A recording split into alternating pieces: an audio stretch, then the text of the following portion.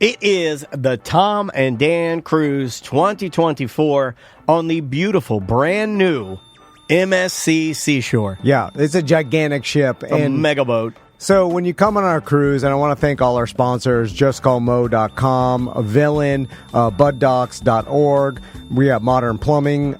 We also got Pyrospot, Sports Subaru, White Claw, and Celery City Craft. Yeah, man. A lot of our partners are coming on the cruise with us. They're basically all of our partners. When I look at all their logos, Yeah. it's everything you need to party. No, yeah. And It's like fireworks, toilets, and beer. that's Tom and Dan. And if we get into trouble, where's Mo? So when you book the Tom and Dan cruise, it comes with an unlimited drink package for two. So like an inside cabin, let's say, starting at $1,000. So that comes with the unlimited drink package, all you could drink the entire time, and free Wi-Fi. Two devices, unlimited Wi-Fi. Yeah. So that's a pretty good deal. I know a lot of people have brought their friends. I know some of my friends from Miami are coming up just because it's a really good value. It's about $600 on a super nice cruise ship that has tons going on already. And we do our private parties. We do a live podcast. And again, you can attend, you can not attend, you can come to the private parties that we do. We keep it easy, man. It's September 12th through the 15th, 2024. Yeah. And Tom's right. We've learned a lot in doing a lot of these. And we know that sometimes all Tom and Dan can be a bit too much, and sometimes all cruise ship can be too much. The perfect amount is you pick and choose the things you want to do. Do them all if you want to. It'll be great. But if you want to back off one night, off one night. It's like freestyle cruising, man. We just want you and your friends to have a good time. And they don't even need to listen. Bring them on so they get the deal and make them listen. Make them brand new listeners. I love meeting new people that were like, hey, Dan, I had no idea you did a podcast, but I'm glad I went on the cruise. Yeah. That happens all the time. Also, if you just want to hang out with us in a casual atmosphere, we're just hanging out there. We're going to be. I'll throw this in too. If you've ever wanted to be on the show, this is the number one way to be on the show. Because we don't want to do the show on the cruise. We want to hang out with you guys. And we want to get it done as quickly as humanly possible. So when you see us with those microphones, just walk up and be on the show. I don't care. I'll give you the show. So we're just going to, we've been doing this for years. It's so fun, man. This is the first one back since pre-COVID. Oh, we're going to do Mediocre Idol. We pulled the banner out yesterday. We're going to be doing the karaoke contest. We're going to be dressing up. We'll be hanging out in the casino with Tom and doing some betting. There's a beach party on the private island, which, because it's their private island, they have their own bar, which your unlimited drink package works on. So when you go to the private island for the Tom and Dan beach party, you'll have your free drinks, anything you want. You just bring your identification card, and then you're good to go. Here's another thing. I don't know if we can do this, but I'd love to set up a poker tournament on the boat. You're right. That'd be fun, man. Do it old school where we're all sitting in a room, break out the cigars. I know. Be men. We are going to add stuff as we get closer, but if you want to be involved, it's TomandDanCruise2024.com. Welcome back to A Corporate Time. We've got Scotty and Griffin here from the Orange County Regional History Center. How you guys doing? Good. Thanks. My megaphone's broken, y'all. I'm sorry. Normally I give you a real... get you new batteries for that. Well, I give you a real, like a good radio, shock jock, mega blast. And what happened to our theme song? We had a theme song. I deleted a lot of... I can give you a new one. Here, listen to this. Here, listen. You got to be real quiet, though. Okay. Okay, that's all you get. That's all you get. It's like it's so that's weak. Helpful. I know, it's so weak. AI created all this art, and it's so throwaway now because now we're like, we'll have AI just do it again. There's like that whole theme song we liked. We're like, we lost it. We'll have them do it again. I've gotten so bored with AI now that I don't like. I'm back to nothing. It was a toy. And now, I'm just back to like nobody can do anything. Now, before we talk about the Lunch and Learn with Griffin on May 3rd, let's talk about some of the renovations and even the summer camps that the History Center is doing right now. Sure. We'll start summer camp on May 28th. Correct me if I'm wrong, Griffin. That's you work in that department. So. I think so. Hold on a second. Are Tom and Dan on the couch? I'm kind of digging y'all's vibe. TheHistoryCenter.org for all information. It's easy enough. No, absolutely. But the summer camps are selling out, so folks who are interested in them shouldn't sleep. Because they're going quickly, and it's a very affordable summer camp, as well as having awesome topics, and then our early and late care are part of the tuition, which isn't always the case. And summer camps are super important in my world because it's kind of how we discovered what my daughter was into. She's been to almost every summer camp. I think she did one of y'all's. She's done all of the different people we work with that have amazing summer camps. She loves them and has been a big part of that. In fact, she did one that was dance, and that's how we discovered that she was really into dance. So if you don't know, I mean, you'll never know until you try. I would put your kids in some of these camps because you never know what they're going to get into. It's cool. It's like a lot more fun than being bored at home. We've got, talked about the renovations. Our lobby is being renovated right now. And so pardon our dust. That's been a renovation that's been coming for a while. And we'll be relaunching our store. We're getting all kinds of cool merch to be in there.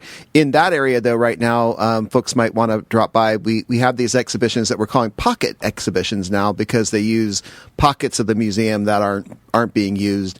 And the one that we have right now is about the FIFA World Cup that was here in 1994. When we had the soccer ball on the exactly on the City Hall. Yeah, I went to some of those games. I still have my FIFA 94 shirt. Yeah, I can't fit in it, but I mean, I still got it. Yeah, the World Cup coming to Orlando was gigantic. Oh, it was a massive deal, man. A massive deal.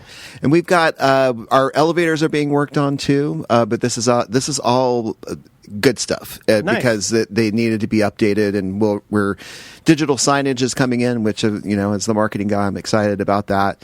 And then the updates that we've talked about on the show previously that are happening gradually throughout the exhibitions, updates of language, updates of putting different artifacts out, so each time you come, there's going to be something fresh. I love it. Mike, is there a timeline that you guys are like, this exhibit is only going to be around for X amount of time, or do you kind of see the popularity and like keep pushing it if it's popular, or change it? Like, when do you decide to change? It's a great question because usually an exhibition will have like a very tight kind of window, and which frankly helps you from the marketing side, being able to say get in there. Yeah. But Figurehead, the one that you guys have come to visit before, has been so popular that we're keeping that around. We're actually going to keep it open until February 2nd. Okay. And in that last part, don't worry, people will know. We're talking about how to market that. I think what we're going to be doing is calling it Figurehead Closing Time, and little music play we there. We had listeners go last month. I was like, wow, way to strike where the iron's hot, Richard, if you're listening. Richard. We'll be doing some cool stuff. That's going to be followed by a yet-to-be-titled awesome exhibit about the city of Orlando turning 150 years. Cool. And that'll be a community-curated exhibition. Oh, wow. So some pieces that are currently in people's homes, or could be, or no, a majority in our collection. The person, whoever donated it, or somebody notable, an influencer, perhaps people who host radio shows, will get to pick something from the collection that resonates with them. Ooh. Or it may be something that's borrowed from another collection. Very cool. There are going to be 150 of those items. And that's awesome. So, very, very cool. All to celebrate the history of Orlando, the 150th birthday. Oh, that's cool. What's your favorite thing in Orlando? Just off the top of your head. I have one I'll go first. Okay. Ravidage. Are you familiar with Ravidage? No. Where the old... it's new. Did I take yours? Yeah. Did I take yours? Over by where the old Bubba Lou's Bodacious Barbecue used to be on Lee Road, there was an area that they tried to make fancy, and they put a fountain. It's technically Winter Park. Yeah, and they put a fountain, and then they put a TR fire grill. Yeah. It's a Miller's Ale House. And then they put the fountain, and then when they went to name it, the guy was like, I got an idea. Let's call it I always get a little mournful. I always get a little mournful in that stretch of road because, of course, there used to be Tom and Jerry's and Lee Road. Yeah. My wife. Sometimes my wife will look at me and she'll be like, "Kiss me like we're at Ravidage," and I'm like, I dip her down and I smooch her good, Scotty. That's my favorite. Did I take your? What's your favorite part? Go ahead. I was going to say Mickey Mouse. I'm sorry. Let's talk with Griffin. So because let's talk about lunch and learn because I like this idea and because everybody should be learning something at all times. Like I feel like God, he's going to give us the speech about get to work. No. It's just like there's a lot of waste and people like not consuming any sort of information at all. But you do have a time. You have a time anxiety about like if you're eating lunch, you should be learning something. Well, you're big on that. Someone on TikTok described life like they summed up life as like, "Hey, it's short. You should live it doing things you love and learning as much as possible." That seemed pretty simple. You know what I'm saying? And like, how can you disagree with doing what you love and learning, consuming as much as possible? And I agree with that. Like, the more you consume, I just feel like you're a better person for it. The more you know. Sure. Anyway. There should be a star on a rainbow. I'm one of Orlando's greatest consumers. I'm constantly just buying and throwing things away. Is that what you mean? Let's talk about Lunch and Learn. What is it? It's on May 3rd. Yeah. So Lunch and Learn, we have a 45-minute lecture of lecture sounds boring, but I'm going to say 45 minutes of fantastic history. I like that. Yeah.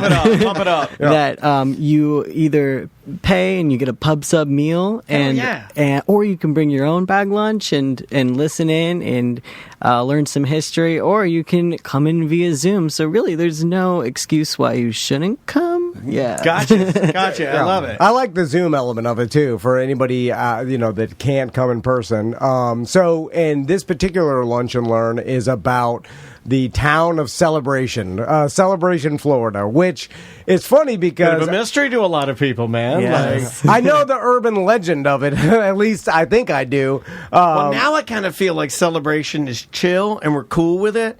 We're not like at first we were kind of like, what the hell is that? That looks crazy. But now we're cool with it. And now the one that we're like, what the hell is that? Is Golden Oak. Mm-hmm. I feel like Golden Oak. We're all looking at it like, what the hell is that? like sort of like it's the new Celebration. But you're a lifer, right? Like I am born and raised. Never met a Celebration lifer. Dude, I think you're the only human actually born and raised in Celebration, Florida. Yeah. So are you like? It's like being born and raised in Old Town.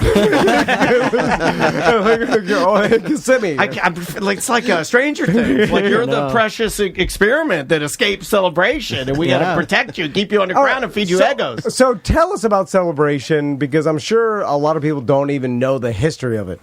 So it's a long storied history, hence the 45 minutes. But it really started with Disney's development. They wanted to create a community, and they had all this extra land left over from the 1960s when Walt Disney bought it to develop his Florida project. So Walt Disney actually had an original idea for Epcot, the experimental prototype community of tomorrow. Yes. But that was a little bit too extreme. Yeah. And after he passed away, all of his people were like, we're not doing that, because it was... That old man was crazy. Yeah. He was talking to a mouse all the time. Everybody be smoking. I heard the mouse smoke, too. Cigarettes will be free in every mailbox. Yeah, the whole big ball filled with cigarettes. So, they took away all the crazy ideas like a temperature-controlled dome and... a big underground car system, and during the so they took all the awesome parts. Let's make a regular town, but no smoking. Yeah, it's really nice. The underground highway and the temperature dome. That's what I want. It's really nice though. I mean, did they make it sort of like a? It was just like was it considered like an upscale community? Yeah, so they wanted to basically keep it within the Disney standard, and they chose new urbanism as their framework, which basically means walkable, diverse, have a lot of parks, have a lot of multi-use areas, and that kind of fit in with what the vibe of Disney of community diversity. So, it's almost theatrical in a way. Yeah, but I remember I've lived in Orlando since 2000, and I remember Celebration. He likes to brag. I'm sorry. Always no. I came from Miami, but it's funny because another brag. There was there is no place place, like Miami's a lot older, so there's no like new communities that are cookie cutter exactly. Like they started building that later on, like not in the 80s and 90s. Like, right. And I remember a lot of custom stuff in Central Florida. I remember Celebration, like going over there when they do events or they do the fake snow and stuff. Then I love the fake snow. And people used to go to Celebration to see the lights and to go, like it was a destination. I just felt like I didn't belong there. No. I felt like I didn't belong there. Like I would look around and I'd be like, these people are better than me. But it's like we're in Baldwin Park right now, which is kind of like a celebration. But at that time, I remember being like, "Whoa, this is crazy!" That everything, and then there was like urban legends about it, like, "Oh yeah, like every house exactly the same," and like every like and all the wives are mind programmed. It's like, it's a They're like the Stepford wives. Yeah, and then it's They're like sex robots, and then you never have to leave. Like the grocery store's right there, everything's walkable, and there's parks and stuff. It's like this own perfect little community. Why do people frown on that? Though? So actually,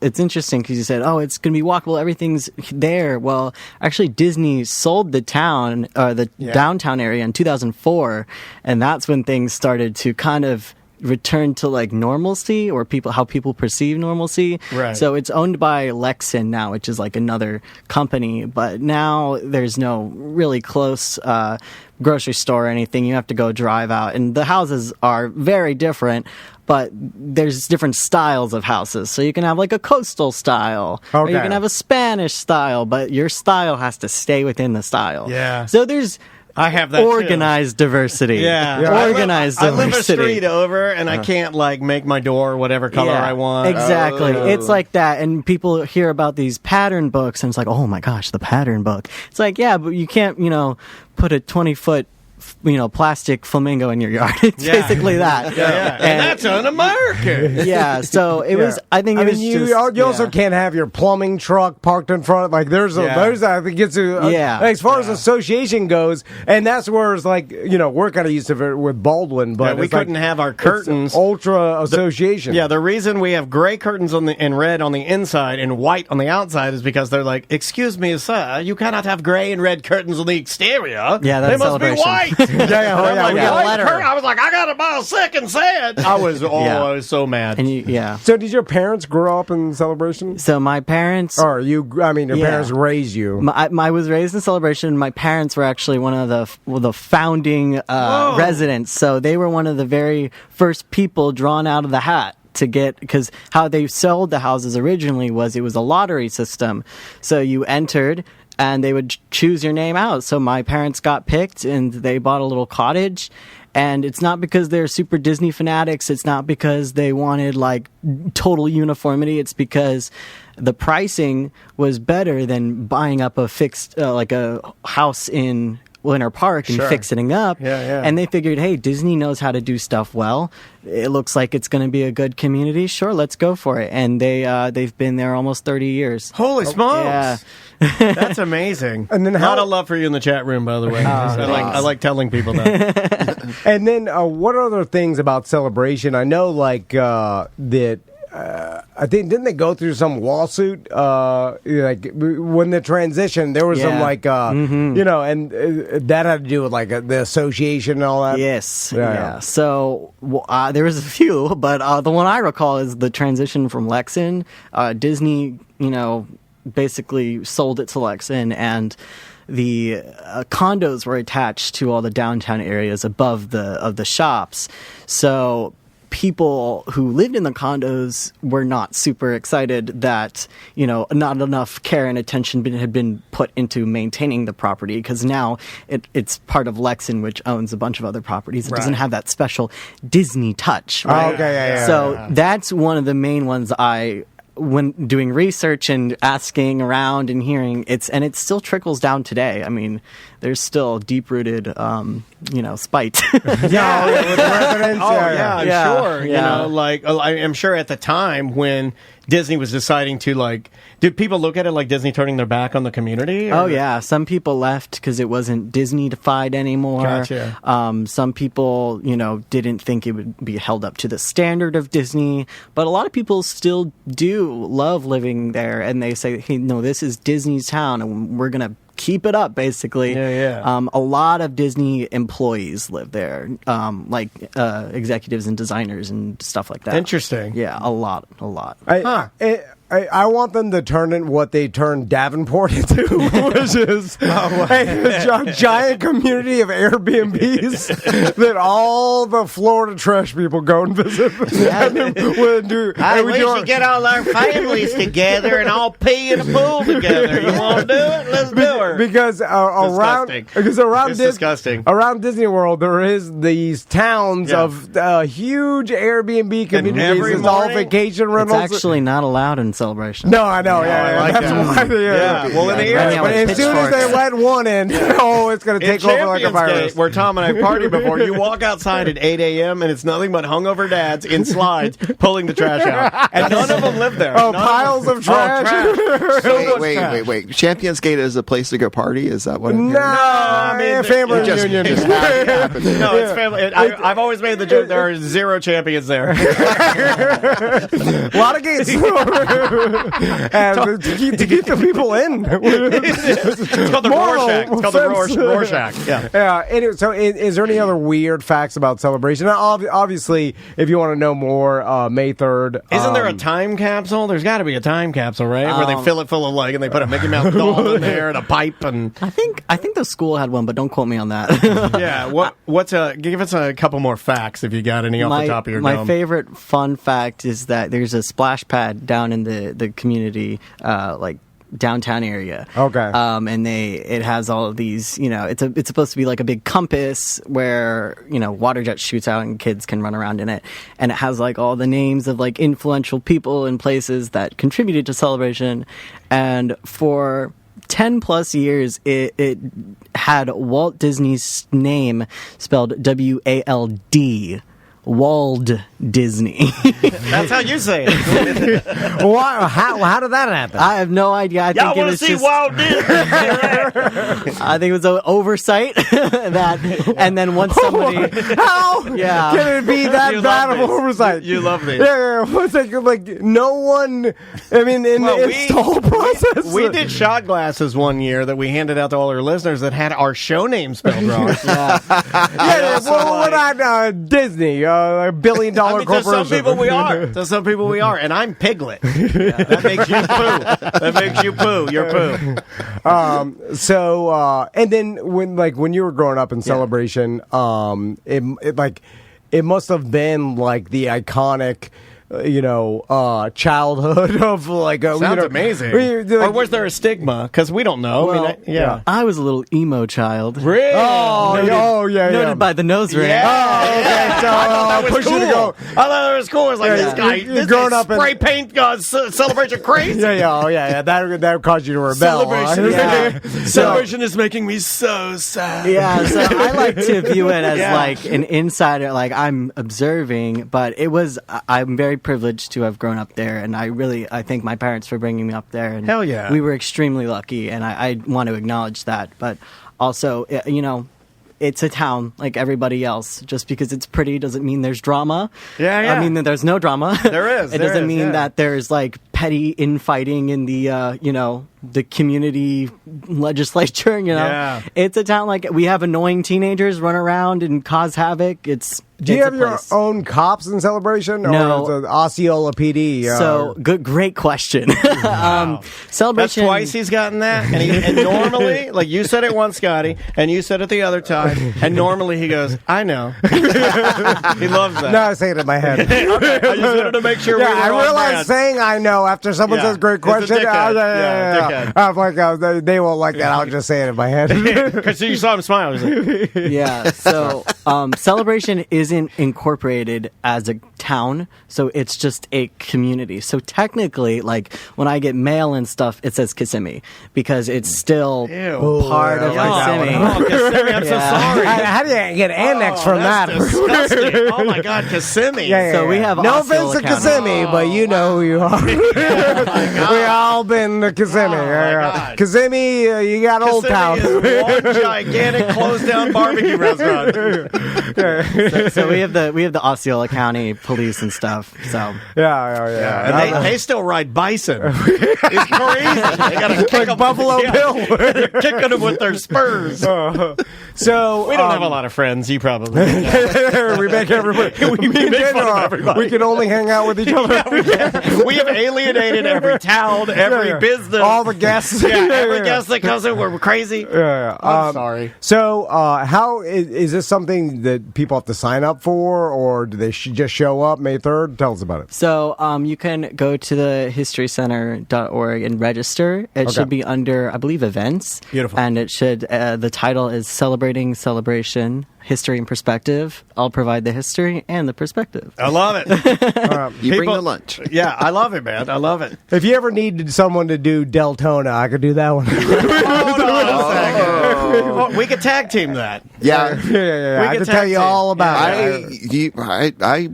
I'll pitch that. But my I'd like to see my it. It's not going wife's to be pretty, though. And it's going to be a 4-parter. my wife's grandfather built Deltona. That is true. The Mackel brothers. Okay. Yeah. They also built Marco Island. Yeah. And guess who just moved to Marco Island? Dog the Bounty Hunter. Oh, my God. Yeah, you moved to the wrong one. Yeah, put that in the History Center. I can get you a... He's more of a Deltona man. For the 150 items, we could have one as one Dog the Bounty Hunter feather. One feather. Okay. Griffin, Scotty, thanks so much for coming by. Thanks for having us. Yeah, thanks for being here, y'all. Again, thehistorycenter.org. That's where you sign up for the summer camps. Yep. That's where you get all the information about always the lunch changing. and learn. Something's always going on there. Yep. Yeah. So check out the website, and we will be right back. Welcome to A Corporate Time with Tom and Dan. I'm Tom. I am Dan. Let's do some Weird Job Wednesday. Yeah, buddy. It is Weird Job time. On deck now. Tom wanted to do a bit. He called it Weird Job Wednesday. Weird Job. Dan really likes it. Tom says that's bullshit. It's another Weird Job Wednesday. What are you doing? What is your job? Are you neat? Are you tidy? Or are you a fat slob? Do you make lots of money and you sit up in your tower looking down on all the people who are working by the hour? It's a Weird Job Wednesday. Just another Weird Job Wednesday. Song got longer. Oh, yes, it's Weird Job Wednesday. Feels longer. Just another Weird Job Wednesday. Thank you, Tom. Thank you. Are we going to have Tony come up and play this live on guitar? And he couldn't. Remember, he has a wedding. He was going to. Yeah, I already had Tony Munjet, Tony Rage, Tony Rodriguez. That's how we know 3 names. He started Rodriguez, then he became right? Then a Rage. No, we started Rodriguez. Started Rodriguez, then Rage, then Moonjet. Then Moonjet. Yeah. No. Started Tony with a Y, Rodriguez. Tony with a Y, Rage. Tony with an I, Rage. Tony with an I, Moonjet. Okay, yeah. Lots of name changes. So Adam's on the show. How you doing, Adam? Hey! Hello. What's up, buddy? How are you? Thanks for being on Weird Job Wednesday. We appreciate you making the... You're very close, right? Oh, yeah. The 4-minute drive was treacherous. Okay. Well, thank you for being here. We appreciate it. So, Adam, what is your weird job? I am a former blimp ground crew member. Yeah, all right. Dude. This was one of my white whales, right? A blimpman. So I've been wanting to talk to a blimpman for a minute, and dare I say, I'm going to put you on the main camera, you do not look like a blimpman. I don't think so. You know what? There's a lot of variety to what a blimpman can look like. And I don't think this guy did it to me on purpose because I said his dog's tongue, and he knew. He knew that before you got here. Yeah, before you got here. Yes, Tom and I were having an argument about because we were fighting, and then he knew he thinks every dog stinks, and that's just not true. It's just not true. He's just sad because he's not committed enough to have an animal to love him. He doesn't want to have one. You see what he did, Adam? He was mad at me, and then he knew you by throwing this beach ball. He's like, you don't look like a blimp, man. And you don't. You know what I'm saying? But you are bigger. The scale says otherwise. I will admit. Just reality. I'm sorry. I can't help myself. So then Daniel throws it out, and then my brain explodes. Hold on a second. Only a crazy person will be mad at you because you said my dog stinks, so that I call a guest of ours fat. No, you made me call him fat. And you know I hate insulting guests in front of their face. It makes me awkward. Why did you call him fat? And now when you leave it, I'll be like, that in the show. It's just the show, Tom. Yeah, but as soon as you leave, I'm going to be like, my dog does not stink, you mother effer. Sorry, Adam. So ground crew for a blimp. Now, they are sounds like a joke, right? Macy's Day Parade here? Or what are we talking here? Oh, no, we're talking blimps. We're talking like the DirecTV blimp. I didn't work on Goodyear, but think of the Goodyear blimp. The things that are flying over the Super Bowl, flying over playoff games. A legitimate blimp. Yeah. This is what I wanted, Blimpman. Okay. Yeah, like a real blimp.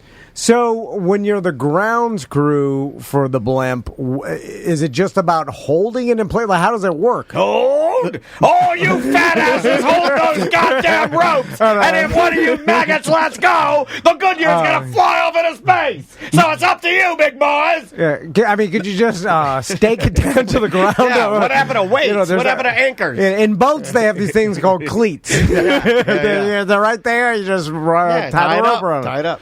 As a crew member, you are the brakes of it. So it doesn't stop when it's coming in. So one of your biggest pieces of your job is actually, you've got the guys at the bars like to say, like when we're hanging out, like we're the only people in like the flight industry that run at an aircraft that's coming our way. And it's true, but it's less badass than it sounds. So you're running at the blimp and grabbing a rope hanging from its front so you can wrestle it down and employ all of the weight that you see here on the couch and like pull the blimp and get it under control as it's coming in. So wait a minute. So in a weird way, you would need to be a sizable human because you are using all of you plus the rope to pull the opposite direction on the blimp to stop its movement. Exactly. You need a variety of shapes and sizes too, because you don't necessarily, at my current weight, you wouldn't want me running and grabbing the rope. You need everybody. Yeah. You need every nationality. But you need a sombrero, can have more wind resistance. So the Goodyear blimp will come in for a landing, but it's being. We need our fat guys. Run at them, guys. It has some sort of propulsion, correct? Like, what is the propulsion? Fairy magic. That's the fun part. It's got two engines, propeller engines. So not only are you running at a blimp, you're running at a blimp that has death blades swirling. Whoa. So like you're running at something that could chop you to pieces and grabbing a rope that's feet away from it and then booking it to get as far away from that engine as you possibly can. Okay, so this is extremely interesting. So it can't use the engines to slow itself down. It's just not powerful enough. It can do that. It depends a little bit on the weather and a little bit on the quality of the pilot. So if the weather is really stable, I've had pilots that were super talented actually drive it and drive the ropes into our hands just to show off. And that was amazing. But like everything has to click for that to work. Usually it's coming in hot and you're just going to have to grab a rope and hope that you can wrangle it in. You obviously have gloves on. Yes, that is a good call. Yeah, gloves. Is there a special type of? Do you dress for running? Do you dress for grabbing? Do you dress for sitting? Like once you grab the rope, are you trying to hold onto it and like put all your weight on it, or like what are you doing? Yeah, so you're dressed basically in khakis and a polo, so like Tom Van Special, like Target. Yeah, you're dressed like Tom. You're a Blimpman. Exactly. You're strong khakis now. on. You're strong now. Well, I mean, not to the radio listeners. You don't have khakis on, sure. So yeah, it's just kind of a outfit that they give you. It might have like a company logo on it. And then your gloves. I had 2 pairs of gloves because I was special. One work glove that could easily like run through the rope and handle the friction. Another I got gifted by a guy that quit. They were like NFL receiver gloves that had the stickiness on them. Oh, you had the Julios. Yeah, exactly. So I would use those when I was on watch, which was another part of the job. When I needed to like grab the rope, if the blimp was like starting to get away from me, it can be on mast. And so if the helium helium's warming up and the blimp's like going up, you can actually lose the blimp and have it just like standing straight up on a stick. Can I give you a name? Can I give you a new name? Yeah. Your name is CD Lamb Chops. There you go. You've at least named my I knew fantasy Tom team. was thinking. Yeah, Tom was trying to think of what. Give the big special guy some gloves. By the way, when you say you're special nowadays, it's actually a negative. No, sorry. And so, did you work for the blimp company? Yeah, there's a few different places that use blimps. So you've got Goodyear, they run their own blimps, didn't work for them.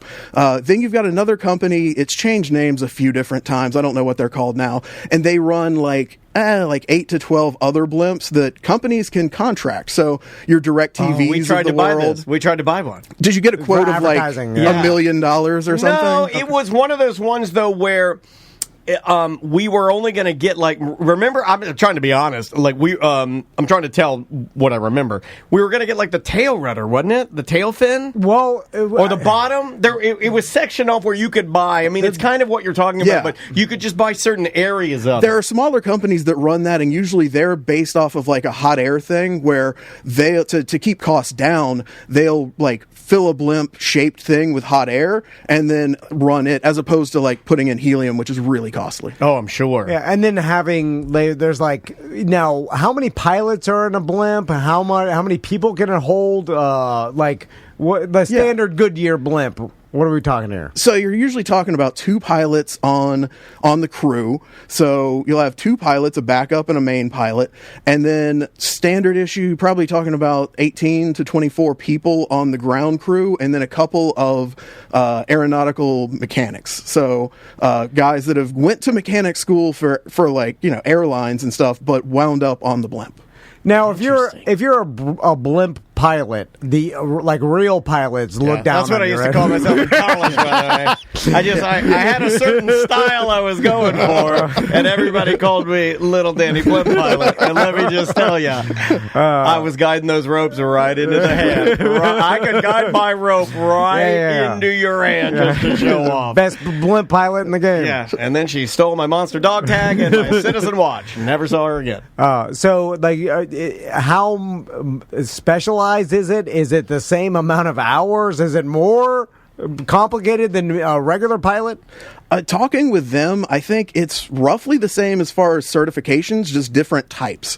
You also get a lot of blimp pilots from the world of like hot air balloons because they're used to doing lighter than air flight, so they can take that up. And with that, you don't even really control. Balloon men are like a gateway to blimp men. Yes, yeah, Interesting. Can be. See, I would have guessed that blimp men came from airplanes. Well, it is more like a hot air balloon than it is an airplane because it's basically up to the wind where it the pushes weather you. matters. Even though with the propellers, if it was strong enough wind, those propellers aren't doing anything, right? Yeah, you've got whenever you're in there, and they let me fly it once because they always like to spring that on a ground crew guy. So like, Then they just let you fly it. yeah, like so. Okay, so hold on. Let me reframe my last question here. A blimp pilot is not that room. If they just let Adam fly it. Well, he said it's like a prank. Commercial airline pilots, they can be like, "Hey, Tom, come grab the wheel." It's like when it's like when the captain of the Cornelia Marie goes down and gets one of the greenhorns and says, "Come up here and guide the boat." Yeah, it's as hard as a boat. Boats are easy. Is it like a boat? I haven't. I've only jet skied, so I can't speak to the boat. It has a certain element though, because take this as a compliment. You look like a fun jet ski guy. You look like a fun jet ski guy. Thank you. I will take that as a compliment. Yeah, like it's been years, but I can do that. I think you still got it. You can still whip your Oakleys off, and watch them sink to the bottom of the glen. Yeah, that's what every good Florida guy does. On the flight path, though, the one thing that's different is you're dealing with like 360 degrees of where you can move because you've got the up and down as well as the left and the right. Yeah. Whereas a boat, you've only got, you're on the water. So yeah, whenever you're flying a blimp, you've got, your feet, you've got a left pedal and a right pedal, and then you've got basically a wheel on each side. It looks like a wheelchair where you push it forward to go nose down and you pull it back to go nose up. And so that might be my new form of travel. Looks like a wheelchair. It's a blimp and flying around in it. So I'm curious to, let's say in your experience, have you ever had something go horribly wrong or a blimp come down and you and the ground crew couldn't grab the ropes? My rope. And then do they basically... They shoot it down. They have to get the F-16s up there. They shoot it down the sky. Do they have to gain altitude again and come around for another pass, or because I know a good question. With hot air balloons, at one time when we were doing the radio bit, hot air balloon, whatever, I was up there, I was talking to the pilot, and he's like, we have multiple places we could land, and if we miss one, we have to go to there's no doubling back because the wind is taking you. So essentially, they just plan out 5 different outs that they could land on. Yeah, so there's two parts to that question. Kind of on the granular side, yes. Whenever those things come in, if it comes in too hot, we can't catch it, or we catch it, but it pulls us all off, then yeah, they're going to have to gain altitude again, do a circle, come back in, and it happens. When the weather is bad, you can have that happen.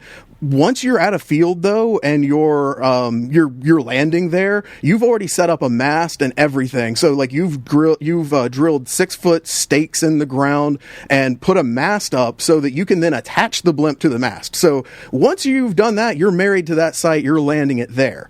Now, in the morning, whenever we're going wherever we're going to go, then you're looking at the pilot. He's got to figure out, okay, how much weight do I want on this? Because we've got ballast bags, and it's how much weight do I want on it? What's the weather like? So I can figure out how much this helium's going to lift me. And so they're deciding okay, how far can we go today? Are we going to go 500 miles or just 100 or whatever? And they do plan those outs though, where it's okay, if the weather turns bad, then we'll go to this small town, but we're actually aiming for Fort Lauderdale or whatever the case might be. Oh, it's interesting, man. So you're not landing in the same place each time? You're landing could be in some fields or other places random? Yeah, so we've landed, Orlando Executive was a common one because small executive airports are common, but also up in Western New York when we went there, we landed in the field that Woodstock 99 happened at that I didn't realize at the time. Yeah. Saw that documentary and was whoa, this is familiar. Break your effing face tonight. Give me something to break. Yeah. A lot of inappropriate fans behavior. A lot of rope grabbing. Inappropriate rope grabbing. I could feel the evil spirits. I knew something was sure. up. That is a bad place. So how many people... Bad mojo. How many people on the grounds crew to wrangle a blimp? So if you're... Could you do it by yourself if need be? It depends on the size of the blimp. They have the smaller size that's 60,000 square feet. I used to wrangle those 180s all night long. Baby. Oh, man. Little Danny wrangling those 180s all night long. So usually on a 60 A60, you'll have 2 people, maybe 3 if you want some overkill. On the 170, which is the larger one, like a direct TV, you'll stack 4 on a side. I do have a friend that saw my job and was like, hey, can I work in the blimps? And I hooked him up with the job, which I should probably apologize for, but he one night he got put on the A170 one side to just do it by himself. So technically, yeah, you can do it if you're big and strong enough by yourself, but I would not advise it. Do they have I'm sure during the training they're whatever you do, don't hold on to the rope because if it pulls you off the ground and all of a sudden you get paralyzed with fear, you could be. I think I could hang on for a minute. I could get. Yeah, until you fall to your death because it's right. We'll just get over some water. I'll take my chances. Yeah, because that could be a problem too. You've seen, everybody's seen this viral video of I think it's somewhere in Asia where a kid is holding on to one of these giant kites and it lifts him it seems 200 feet in the air, or at least 100 feet. You know those teen boys with the broccoli haircuts where they do the kite surfing? Yeah, and then you see those where they're surfing, they don't even have the board, and they're just using the kite to fly them off of a mountain. I'm you dumb broccoli. Stupid-ass broccoli teen boys. So, could that be a problem? Day one, yeah, you nailed it, Tom. It's day one, hey, if the thing starts to go, drop the rope. Doesn't matter the scenario. If you feel your feet come off the ground, never try to hold on or anything like that. You let the rope go because you don't want to be that guy kite surfing into, Yeah. Do you guys remember how big the handheld phone video game Cut the Rope became? years ago? Do you remember Cut the Rope? I don't remember Cut the Rope. Yeah, it was like a little frog, and he had a rope, and you'd cut the rope to like get him out of like hijinks. It was a massive game. Was it like a cell phone game? At one point, game? I think it was sitting side by side with Angry Birds. I think it was sitting side by side. What happened to it? What happened to Cut the Rope? Anybody still play it? Email me. So now, like when a blimp comes to a landing, and then you put you tie it to the stakes or whatever. Like how then do you move it to a new location? Do you deflate it, you fold it up, and put it back in the box, like I do with all my pool. How long does that take? That is one of the most common misconceptions about blimps. Is that, you got to deflate that and move it, right? It's like, nope, that thing stays inflated as long as humanly possible. Because of the cost of helium, it would be probably 6-7 figures to every time you needed to fill it up and everything. So if you see a blimp that's a helium blimp, it's been inflated for a good long while. What's the half-life of the helium? How long will it last and have the same amount of buoyancy? So that's another fun part of the job. You can be stuck somewhere and your blimp's not got great lift because it's starting to leak and seep out a bit. Degrading, right? Yeah. And so you've got to know what sources you can get these gigantic canisters of helium from, and then you've got hitting up like party stores and the party stores they got the helium that's cut. Yeah, it is cut. Yeah. It is. It's terrible. Yeah, they don't sell pure helium anymore. I'm not afraid of big supermarket. Publix cuts their helium crazy. The crazy thing about helium is there is a finite amount of it, once which it's is done, insane. It's done. Once it's done, imagine parties when there's no more helium. Imagine. And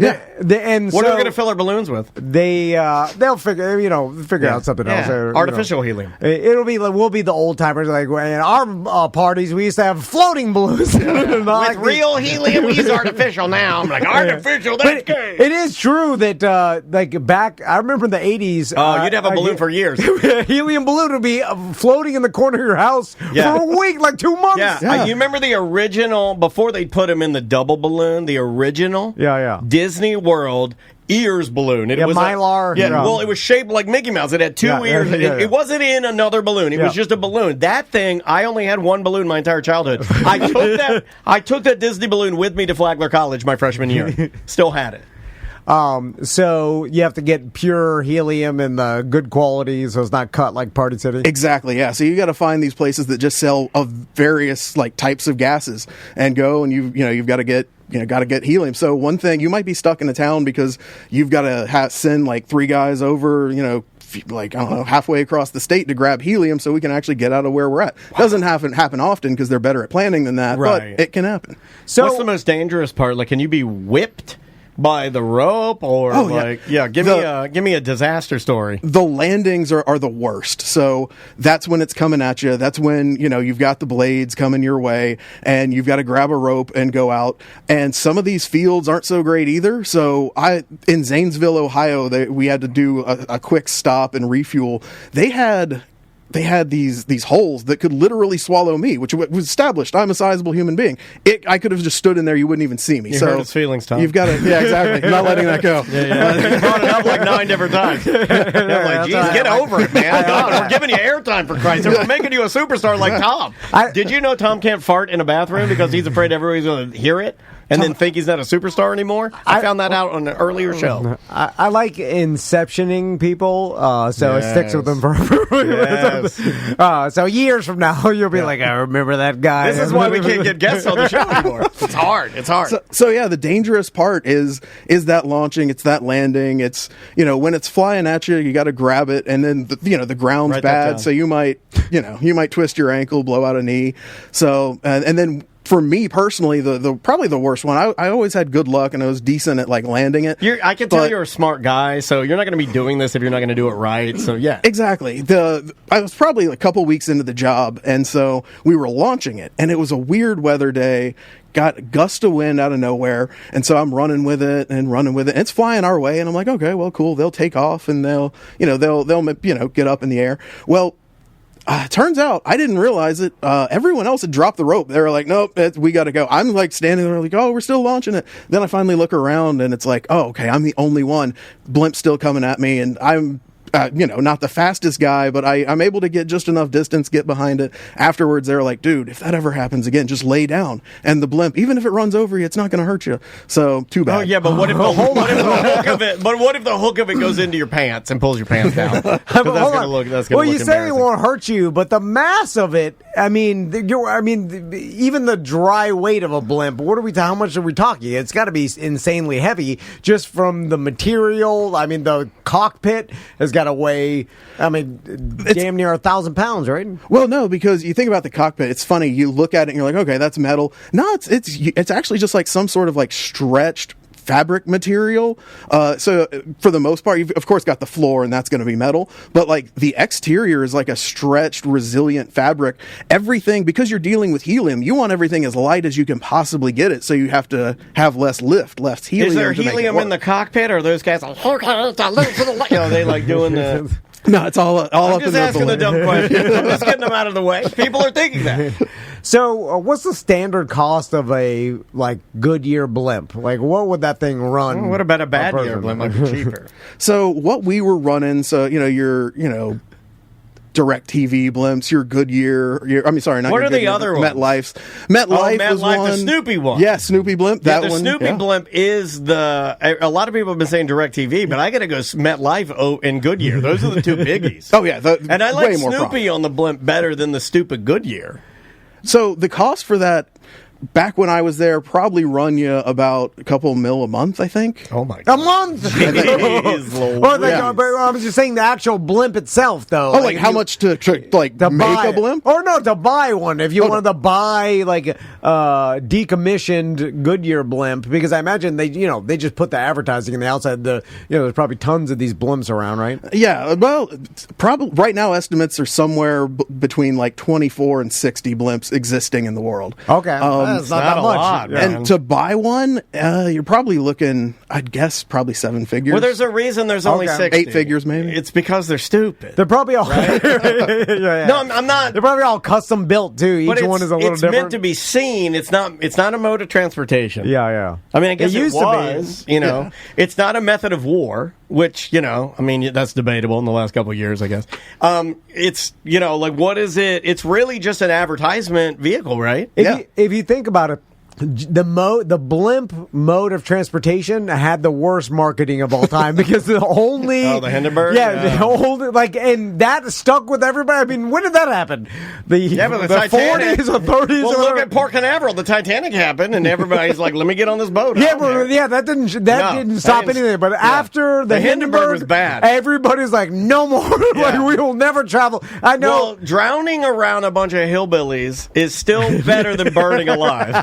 100%. There's my But answer. not that many people died in the Hindenburg, too. Apparently, it looked really bad. It landed on the ground. Everybody, I'm not even sure there was even a death. Yeah, and there were some, but it was the ground crew, so it's me. The people in the blimp didn't die. It was the guy holding the ropes. Yep. But the ground crew died real bad. And a Tough day for fiery. us. You ever have any buddies that still do it? You got any old blimpmen that are still in the game?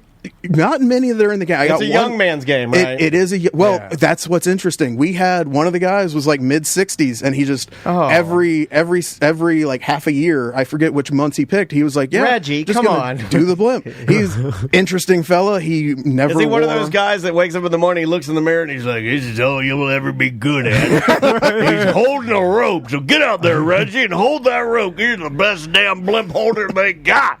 He was more just a happy-go-lucky old guy. That was everybody else on the blimp that pretty much had that. Okay. All the long timers. But I know a couple guys. One of the guys will call me up every time a new one starts. He's like, "You got anybody that can work?" And usually my answer nowadays is no. I don't know as many. You should get your people boys fit the mold. summer job. So, blimpman. Was it only basically catching the ropes and landing, or did you have other jobs associated with the blimp as far as set up, ready for launch? Getting the pilot a coffee. Because So you've got to do that. You've got, as the ground crew, you're the one setting up the mast and the site where you're going to actually land it, pull it in, put it on the stick so that it can, live there. You're setting that up. You're drilling stuff into the ground and attaching chains to it and, creating a place for the blimp to stay. So that's one part of your job. Also, you're kind of a trucker in a way. We had to keep records and logs of our miles driven and had to do like regulations of like what hours we worked and not. And you get to do meth to stay up as late as humanly possible. You can do once you've said you're a trucker, you can do anything it takes to stay up. Yeah. That's what I've heard. Yeah. And the other part to it too is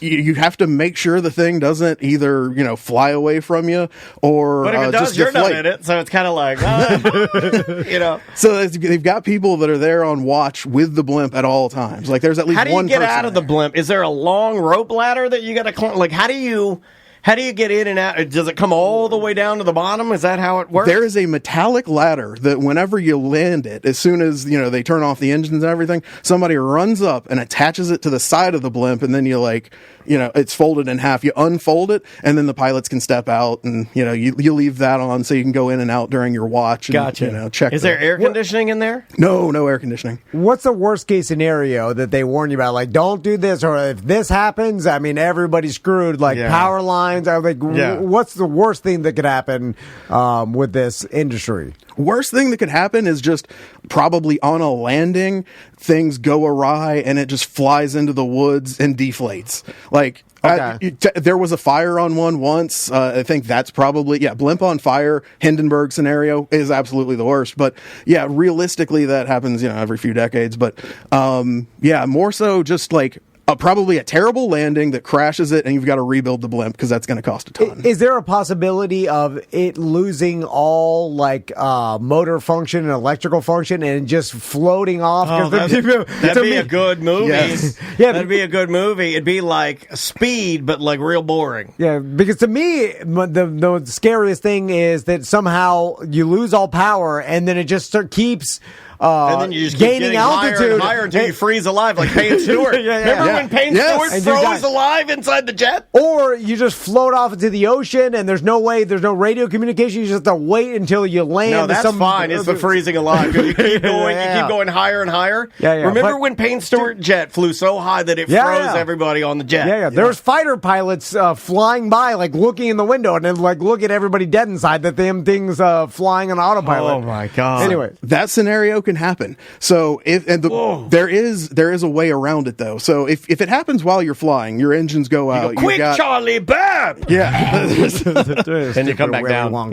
You've got a ripcord that you can pull that will basically deflate it. So you can do an emergency. You can dump deflation. Helium. Yeah, so you can dump helium to get yourself down and land it. If you're a pilot. Also, when it's on the mast and it's just hanging out when it's not in flight, we attach that ripcord to something. There's like backup systems on top of backup systems. But if storm comes through and it rips the blimp off of the mast, off of that gigantic stick it's attached to, as it's coming off, there is an attachment to that ripcord that should pull it and would just rip it up so that it's not flying into the ocean. It failed once. I only heard about it, and it was like floating off to like the shore, but they eventually, I don't know, somehow it kind of died out. You have to shoot it down. Yeah. Could you imagine? Because that's the end of my movie I'm writing, so I'm on there and I'm trapped, and it's going up, and I'm cold because I'm freezing to death, up like Payne Stewart, and I'm in the thing, and I'm like, oh, help, and they're like, they come on the radio, is this Daniel?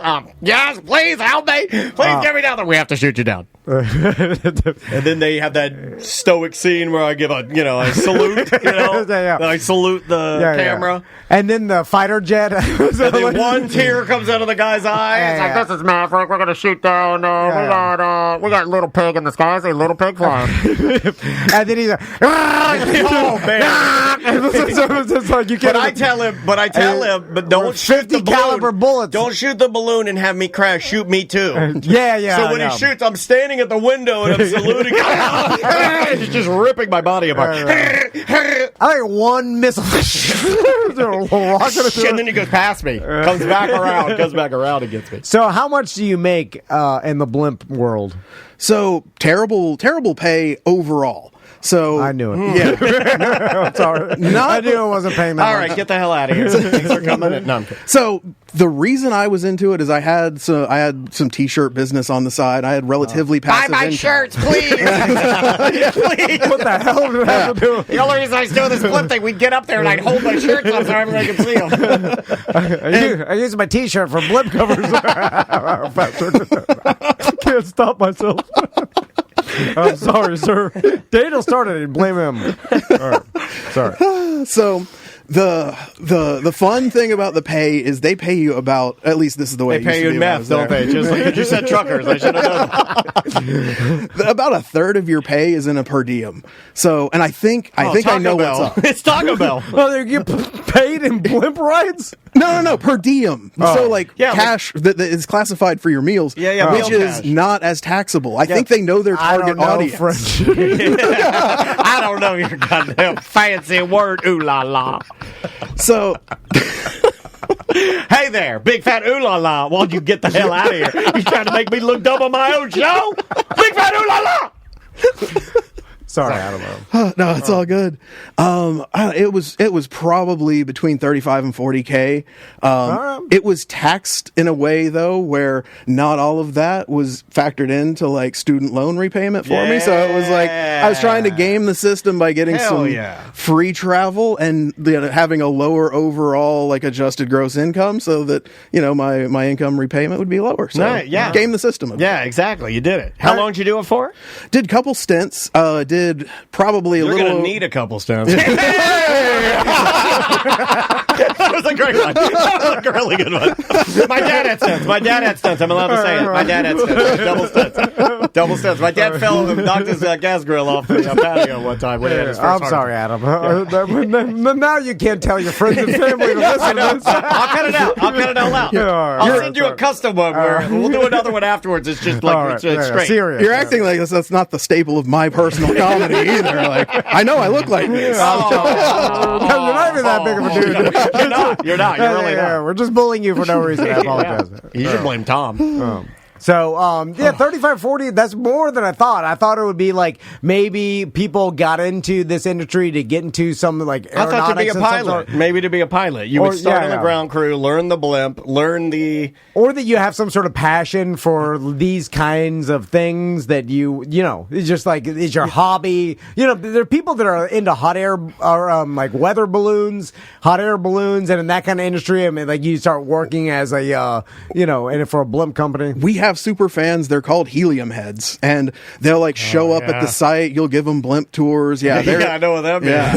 Yeah, come behind the mask. Yeah, see, there's truckers. It's just like truckers. Truckers do this. Yeah. The lot lizards, helium heads, it's the same thing. We got some helium heads here. Oh, you want to see know the what they blimp? want. You want to see the blimp? You know I got a T-shirt. I got a T-shirt company on the side. You bring them inside the big. Yeah. They're like, I didn't know it was all cloth in here. All right.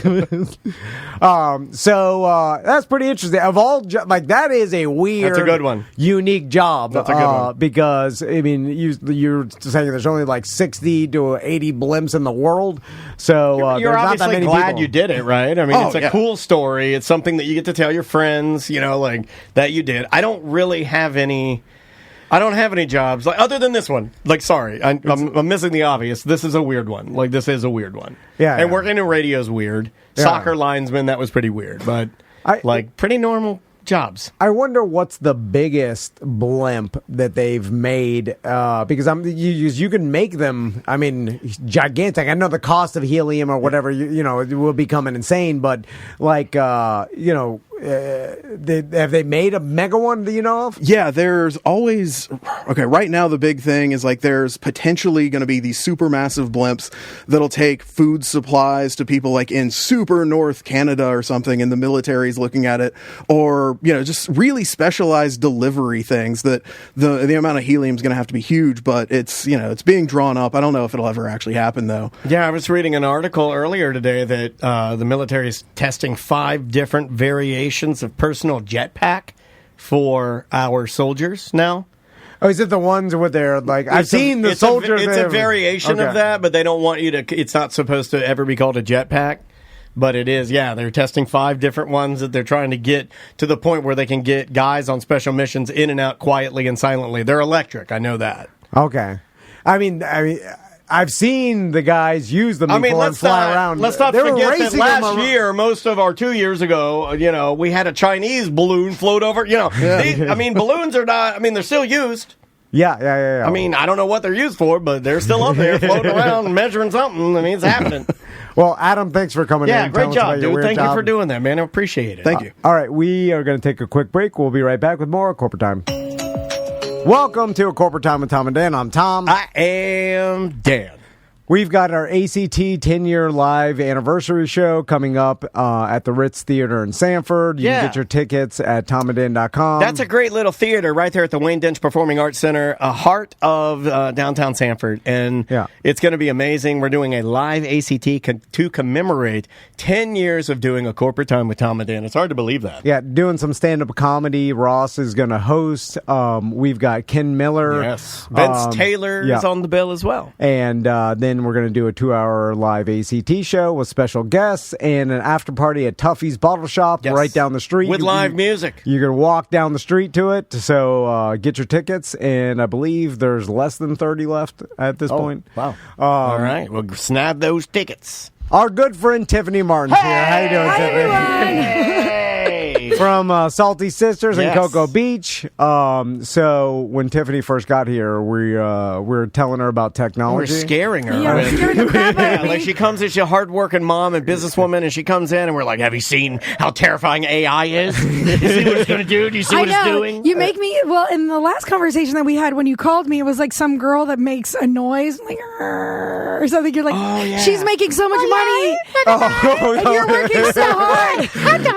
Oh yeah, I forgot about that. Good hot dog, good yum yum. So every time I talk to you guys, it's about how we can work less. I'm doing it all wrong. Yeah, computers can do everything now. I got a tummy ache. And except for actually cook smash burgers and she does every job. She's done every job. We thought robots were going to do that, but it turns out we need just more battle life people do.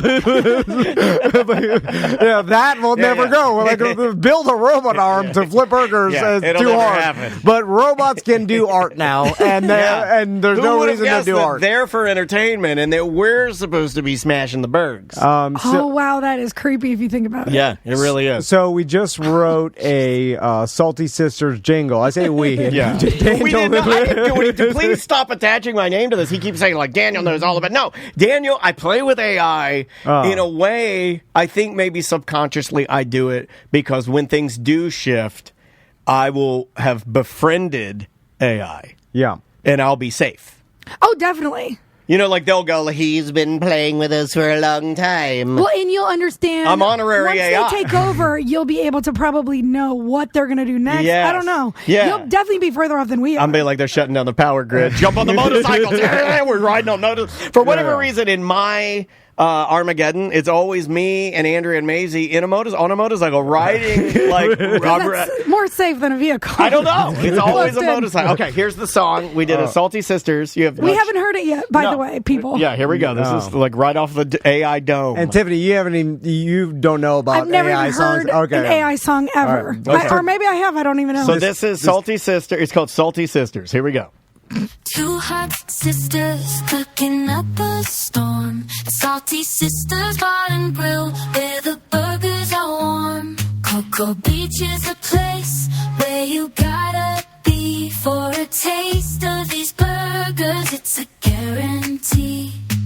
Salty Sisters got that flavor, it's next level. Juicy patties, oh. Juicy patties. Tastes like the devil. With every bite you'll be begging for more. These burgers got you hooked, that's for sure. Salty Sisters, oh so fine. Burgers that'll blow your mind. Oh, I like that. I like that. You can tell that Tiffany and I have done that. We've written songs before. We're musicians. We're sitting there like, we get to the hook, and it says Salty Sisters. What is it? It's the Salty Sisters, oh so fine. Burgers that'll blow your mind. And Tiff and I were like, yeah, we said the exact same thing at the same time. That's it. Yeah, that's the hook. That's the now, hook. if you don't Who's the singer, though? Who's that girl? It's AI. It's AI. Oh, don't say that, Grandma. Don't say that, Grandma. Come here. I want to hold you. I want to hold you and pat your back. Who's that singer? Who is that shaking? Yeah, but you can't Who's this AI? You're just an Oculus away from knocking a flat screen TV off a wall like a grandpa. Okay, wait. So is it a combination of a bunch of girls sounding combined? It's every girl in the world that's ever recorded music on the internet squished into. Yeah. That's what I'm a genre of some sort of. Yeah, including you. You contributed. No, but you contributed to that in being a pop musician, in performing professionally for 15, 20 years, maybe even longer. I was on iTunes. I'm saying you contributed to AI. If you don't like that one, we can make you 100 more in 5 minutes. Well, to choose from. It does not matter. I got a second one. Okay. Here's the other. Hot sisters, cooking up the storm. It's salty sisters, bar and grill where the burgers are warm. Cocoa Beach is the place where you gotta be for a taste of these burgers. It's a guarantee. Salty sisters got that flavor. It's next level juicy patties. Oh, they taste like the devil with every bite. You'll be begging for more. These burgers got you hooked, that's for sure. Salty sisters, oh so fine. Burgers that'll blow your mind. Come on down to Cocoa Beach. Taste the magic that these sisters preach. Come on down to Cocoa Beach and taste the magic that the sisters preach. Not bad. That's my new slogan. It's really not bad. I mean, just a little massage. Yeah, that one wasn't as good. I like the first one more. The first one was better. The first one was much better. If you don't want that slogan, we'll make you 10,000 more. And by the end of the day, I can even make some that you don't want. Like I can make some songs about like horrible things that happen to your bar or the terrible things that the business does. Like that would have taken 10 years ago. I mean, think about the amount of effort to hire a musician to write. Yeah, I guess. Well, 10 years ago when I was in the studio. Let me ask you a serious question though. Does it kill? Like the presentation. It kills everything. Well, but does it kill the presentation in that, like, okay, we already know that, like, people, like our listeners love your hamburgers and love your bar. So does that become more valuable because anybody can have a look, anybody can have a jingle, a song, but now you have to legitimately have a delicious hamburger, and you do have that, so you're fine. Is that what it does? I don't like that it said warm because we kind of want our food hot. Yeah, okay. All right, you can go in and change that. So they didn't understand that, and that was a normal person. Like if a person wrote it, they'd have been like, well, hot, warm isn't good enough. Yeah, you're right. Hot, juicy burgers. Yeah. The warm, between warm and hot, they'll figure that out. We'll tweak it and it'll be perfect. Yeah, there is the one line in there that I didn't like, and chat room caught it, where they said, like, these burgers taste like the devil. Yeah. And I'm like, I would have eliminated that part, personally. It doesn't know. A lot of people on the coast are very Christian. A lot of people on the coast are Christian. And we want to respect their beliefs in God. And, you know, this is the day that the Lord has made. Let us rejoice and be glad in it. AI doesn't understand our religious dogma of humans. Those are fairy tales. Make more burgers. Domination. Burger domination. So, Tiffany, how's it going? It's going really good right now. Oh, so spring break is kind of ending now-ish, and it was just insane. I mean, last year we weren't on Google during spring break, and I didn't realize what a big difference that is. People use Google. They came to the right place. They go on there and they search where to go.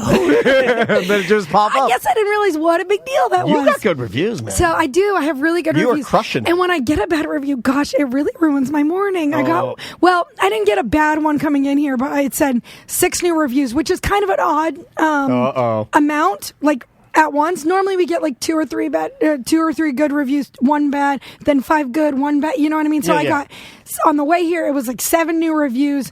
It was 4 5-stars and a 4-star, and then one 3-star. And I'm like, a 3-star is kind of interesting. I either feel like you either love or hate a place. Who gives a 3-star? How could you even set that scale? I too am a death to 3-star. I hate 3-star people. Yeah, so I hate them. What was it?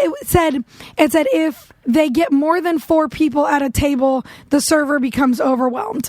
And I was like thinking, I feel like that's general. That's like too much of a generalization, because which server was it? What time was it? Did she have 10 other tables? What did you order? I mean, there's so many like factors that come into that. So like, yes, I'm not saying that didn't happen. Maybe my server was overwhelmed at the time, but it wasn't because 3 people were there. You know what I mean? Like the thing you should do is find that person that wrote the review, find their Facebook page, find their That's work, what I like to do. and That's what then I like start to do. attacking their work job. This is what I like to do. I can do that for me. This is what I like to do. I saw a guy that had commented on something that we did from years ago, like 7 years ago on YouTube, right? And I saw it, and I go, well, that wasn't very nice. And I clicked on it, and his profile picture just happened to be both of his kids. Oh. And I thought about commenting about how they look for a split second. I thought of it the other day. And then I tucked it back in my pocket because you don't do that. But I did think about it. I was like, you are being really mean to me, and your Facebook profile is your children.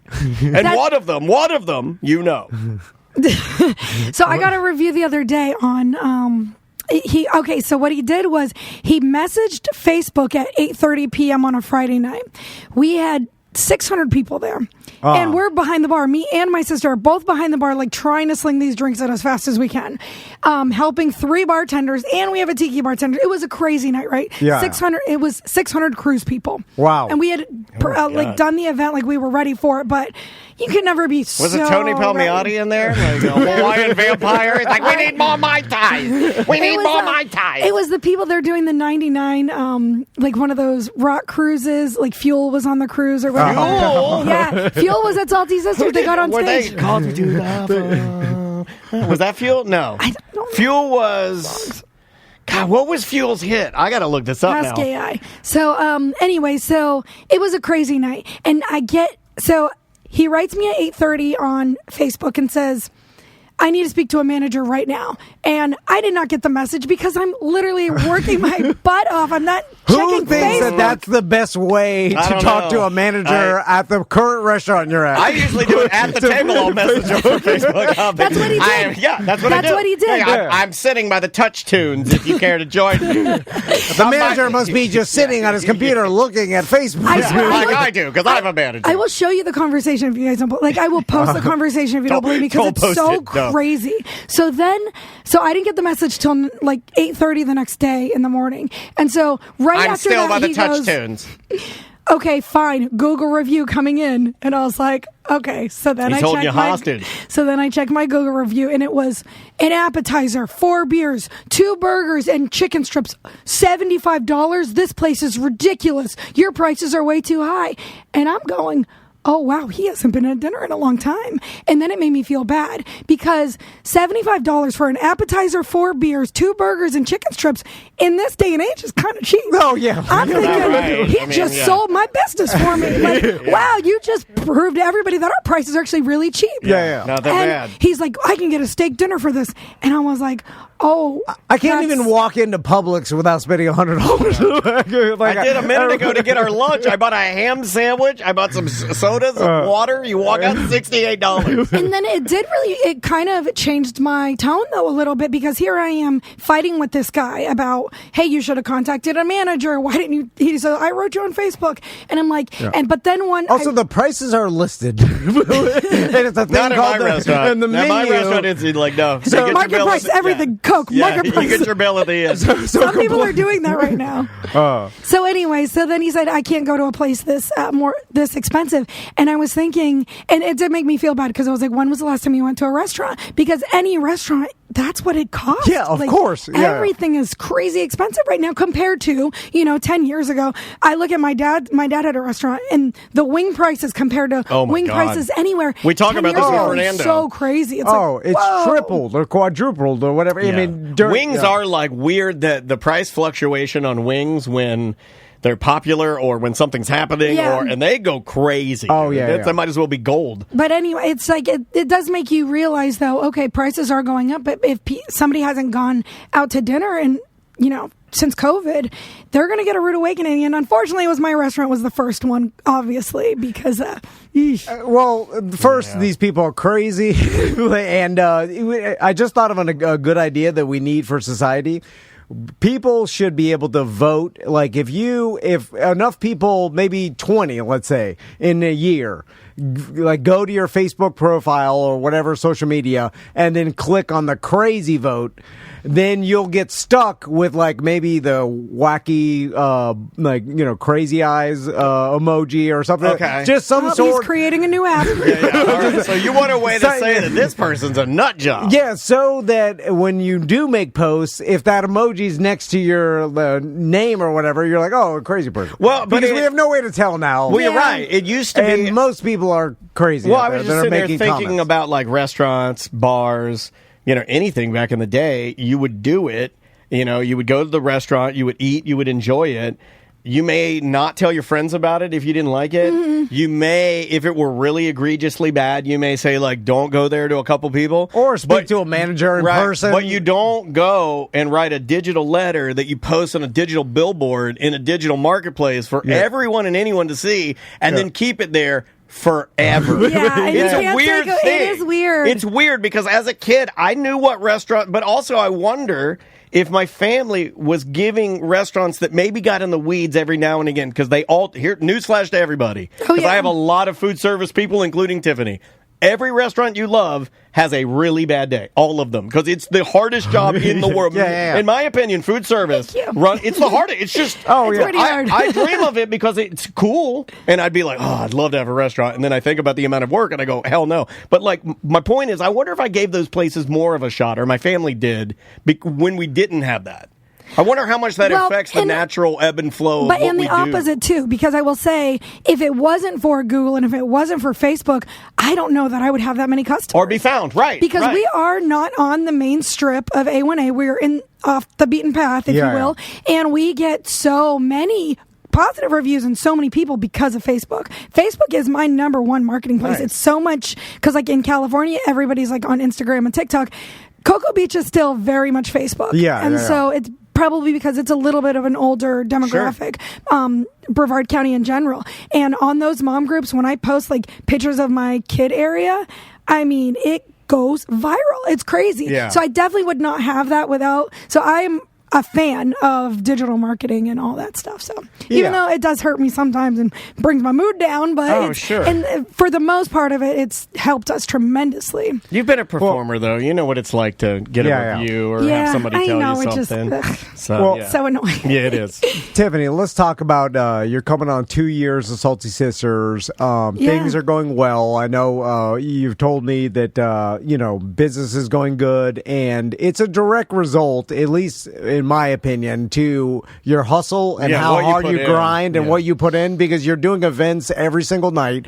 You figured out, like, all right, how to get people, I'll host whoever wants to do an event at my place because I got the area, and you're grinding it. And then so it's like, this is why Tiffany's bar and restaurant is successful, because she's putting the effort in and she's doing events all the time, and it's a direct result of your hard work. Thank you. And I do think a little bit is luck too. I'm not going to lie about that, because I think that the space that I was had the opportunity to have that fell kind of into our laps is so versatile, and that's something that I probably that didn't come from hard work. That fell in our laps. And when we were like, oh wow, we can use the breezeway to do this, and we could use the outdoor to do this, and we could do the indoor to do these kind of events.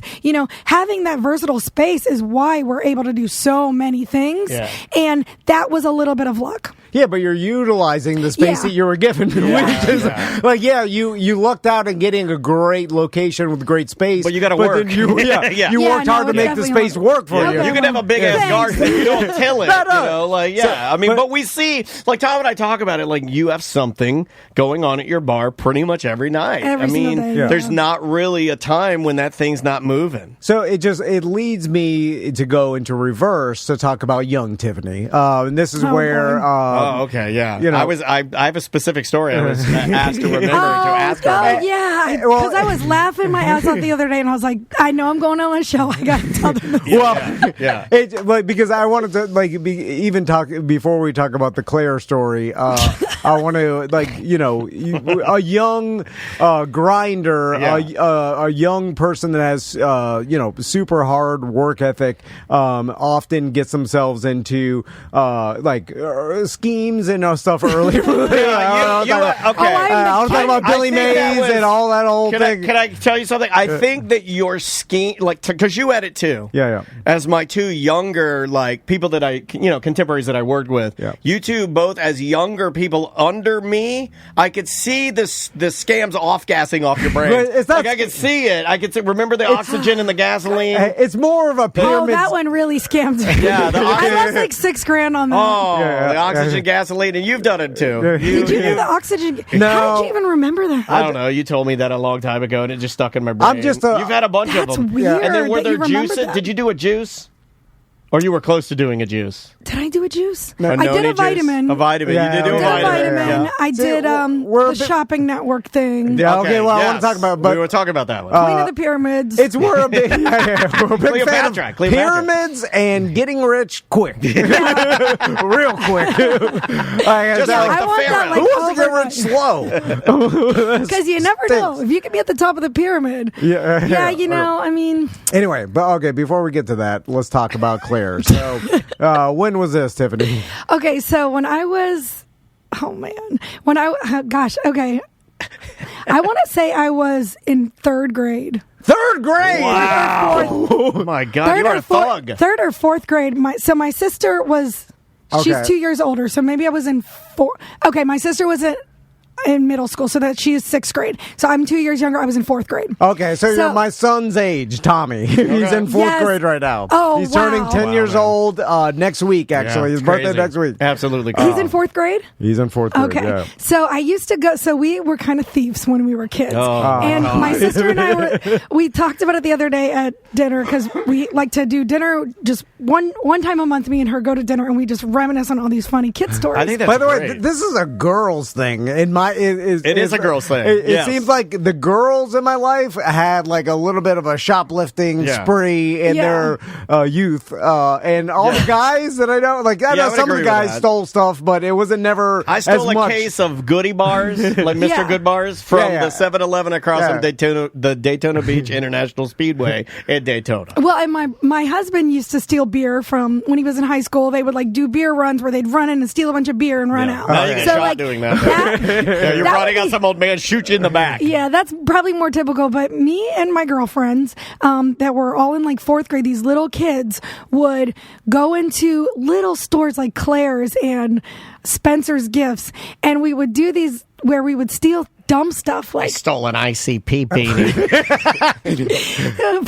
Honestly, maybe. They sold them. I think I stole a No Doubt beanie. I'm not even joking. With like, it had a patch in the front that said No Doubt. I did steal that. But we would steal nail polish and keychains and all these like little things. And then our scheme was we'd be drinking a drink like a big like soft drink from this, but it'd be empty. Okay. So we pretend like we were drinking it. We'd put it down on the ground, throw some keychains down on the ground, bend over and throw them in this.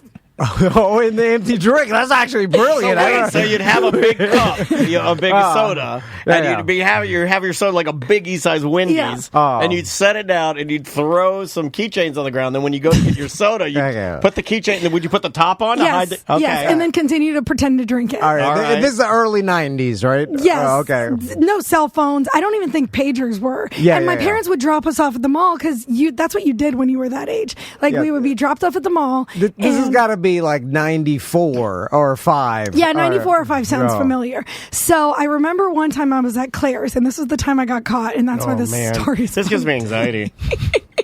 So I couldn't imagine Tommy doing this. By the way, I'm like, literally, if someone told me to, I'd be like, no, it's just he's not. He's just not that kind of kid. I don't know. My parents were shocked too. No, but it's 2024. You are already like on the streets of Cocoa Beach at the time. At 10 years, we all were like in the early 90s. Yeah, you did have more independence for sure. We were just out there doing whatever. I don't think there's any way I would drop my kid off at 10 years old at the mall. No, because no. Raped and murdered. But we did that all the time when we were kids, and I don't know why my mom was cool with it. Like we'd take our bikes to the train tracks, and like we We were kind of messed up. Here's as why kids, she but- was cool with it, because it was cool, and there was no Yeah, problem with it it. was You the could drop precedent. your 10-year-old off. It's no what one's- you did. It's safer now than it was back then. There wasn't a million documentaries on Netflix where you saw little kids getting raped and yeah. Oh murdered. my Just God! you could Adam, drop your Adam Walsh 10-year-old. and that whole story. That was a terrible Yeah. story. My mom would like. I mean, And what didn't stop anybody from No. back then.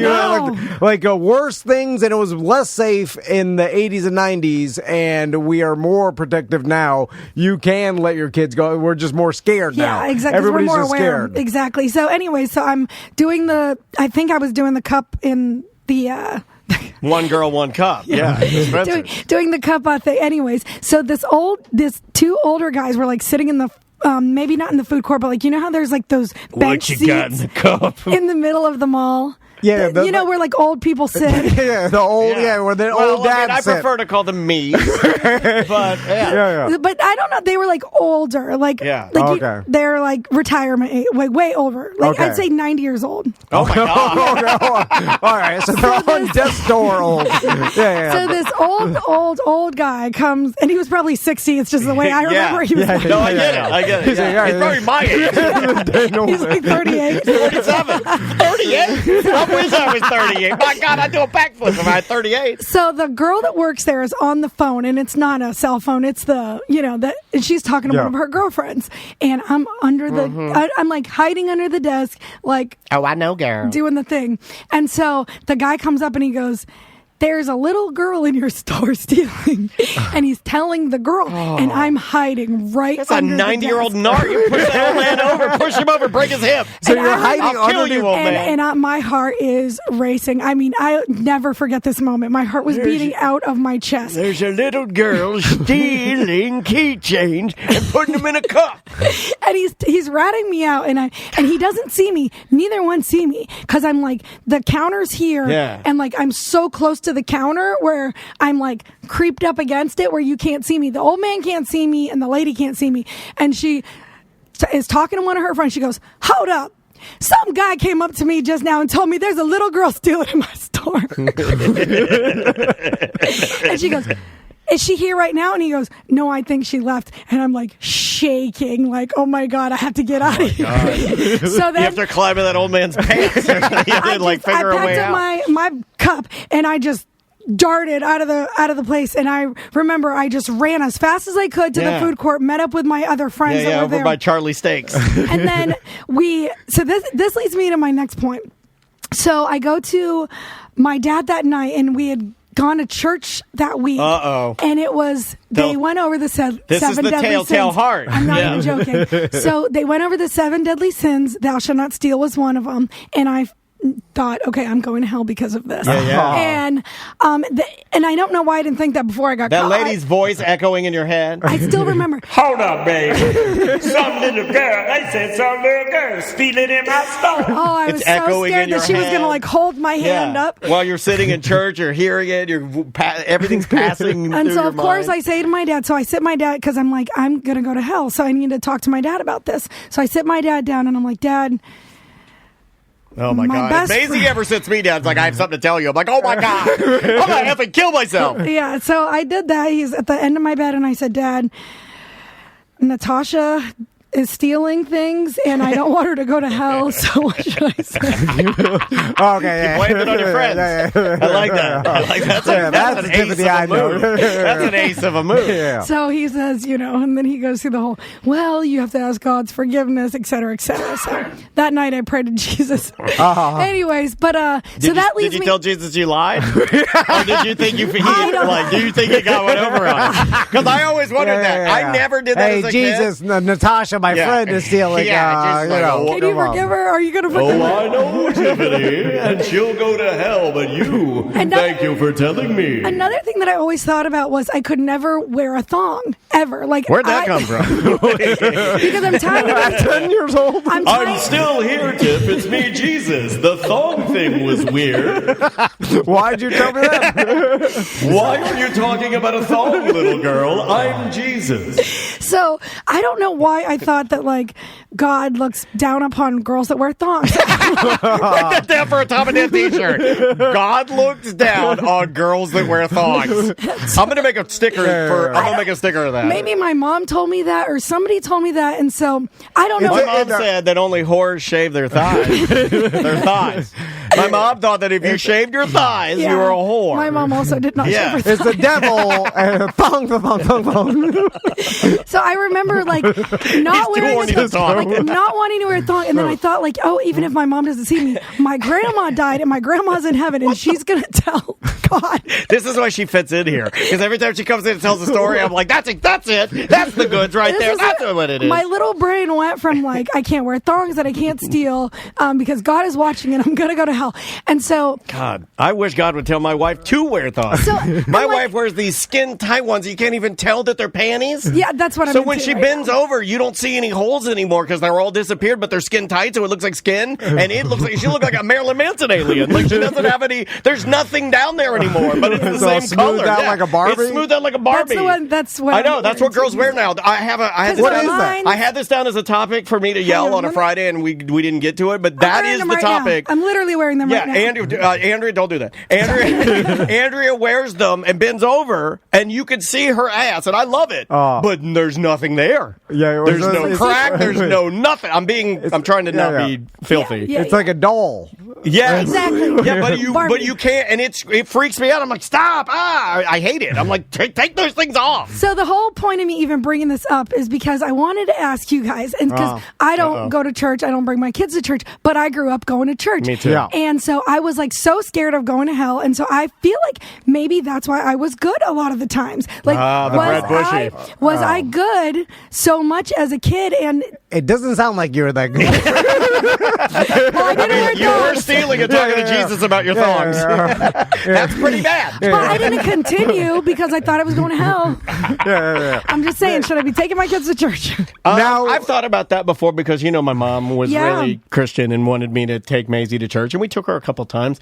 But no, it doesn't. I don't know. I do think about that. Maybe it shapes. I do think about that. Because I grew up very, very religious. The guilt, though, of don't do that or you're going to hell. For any criminal psychologists out there, it turns out, I think this is correct, the penalty for things like death for murder or life in prison or any sort of penalty that we have doesn't really dissuade criminals from doing that. So in that term, I don't know if that works. I think it's like you not wanting to go to hell. I think a kid is not going to change his behavior. Yeah, it's just going to make him scared after he does whatever. And I don't think you need that. I don't think you would need religion or Christianity, namely, to make you or your family good people, because I think you already have that. But I think there are people that maybe didn't get that in their life earlier. You did, because you had amazing parents that maybe can benefit from the like-mindedness of church. So that's why it's there, and it can be a really good thing. It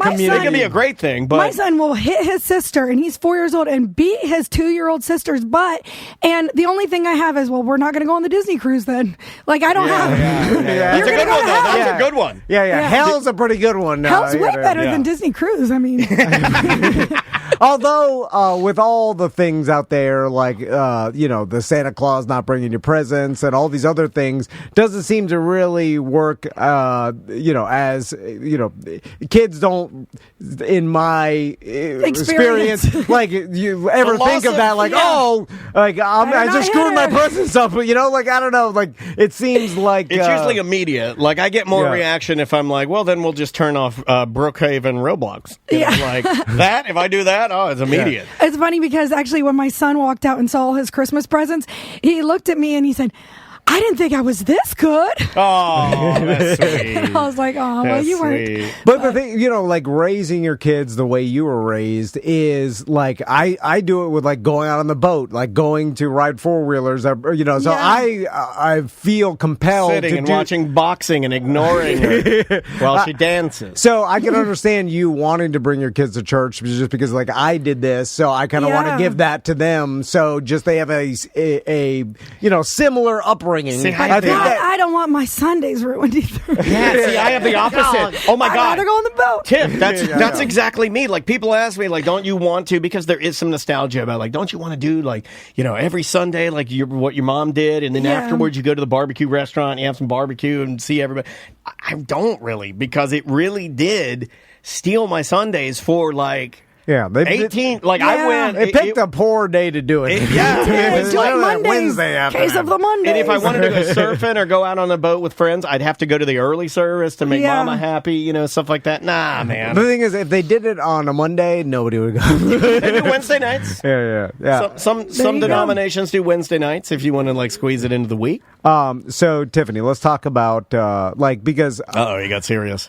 And I wonder if this happens less because the internet makes it so easy to research things. Like, people could just search in, like, is this a pyramid scheme or is this a scam or whatever? Yeah. And then you have thousands of curated people from around the world commenting on this. So I'll still do it. But so first, you've always been a hard worker, and where do you think that comes from? Do you think you're born that way, or do you think mentally you just got into the repetition of, like, hey, this is my goal, I'm going to work as hard as I can until I achieve it? Because I think it's because my parents didn't give me anything. My parents did not give me a car. They didn't give me anything at all. Like, I mean, I'm saying no clothes. They gave me clothes, but if I got clothes or new clothes, we got it from a thrift store or from a garage sale or something. So I think that because I wanted the same things that my friends got, like a new car or like new clothes or something fancy, then I had to get a job. So I got a job at 13 at McDonald's because I started saving up money for a car. And so a little bit of that, I was kind of mad at my parents when I was younger, but it's given me so much respect for them because I know it would have been easier probably to just spoil me a little bit or buy me something new. Or I'm not saying a car would have been easy for my parents because we were very middle class, but I also saw how hard my dad worked, and I had like a lot of guilt with that. Like, my dad would come home from work from 6, he'd go to work at 5 in the morning, he'd come home at 6, covered head to toe in dirt and sweat. He worked a intensely labor intense job. And so he'd even say, don't hug me until I take a shower. So we saw how hard my dad worked. And he would say, I'm working overtime so you guys can go to dance lessons. I'm working overtime so that we can do this, and this, and go on a family vacation. So he kind of didn't guilt me, but we were just very aware that, okay, we make money because of my dad's hard work. So we didn't want to take advantage of that. In fact, I would cry like, I don't want daddy to have to spend money on dance lessons. Maybe I should do less dance lessons. So it was a little bit of guilt,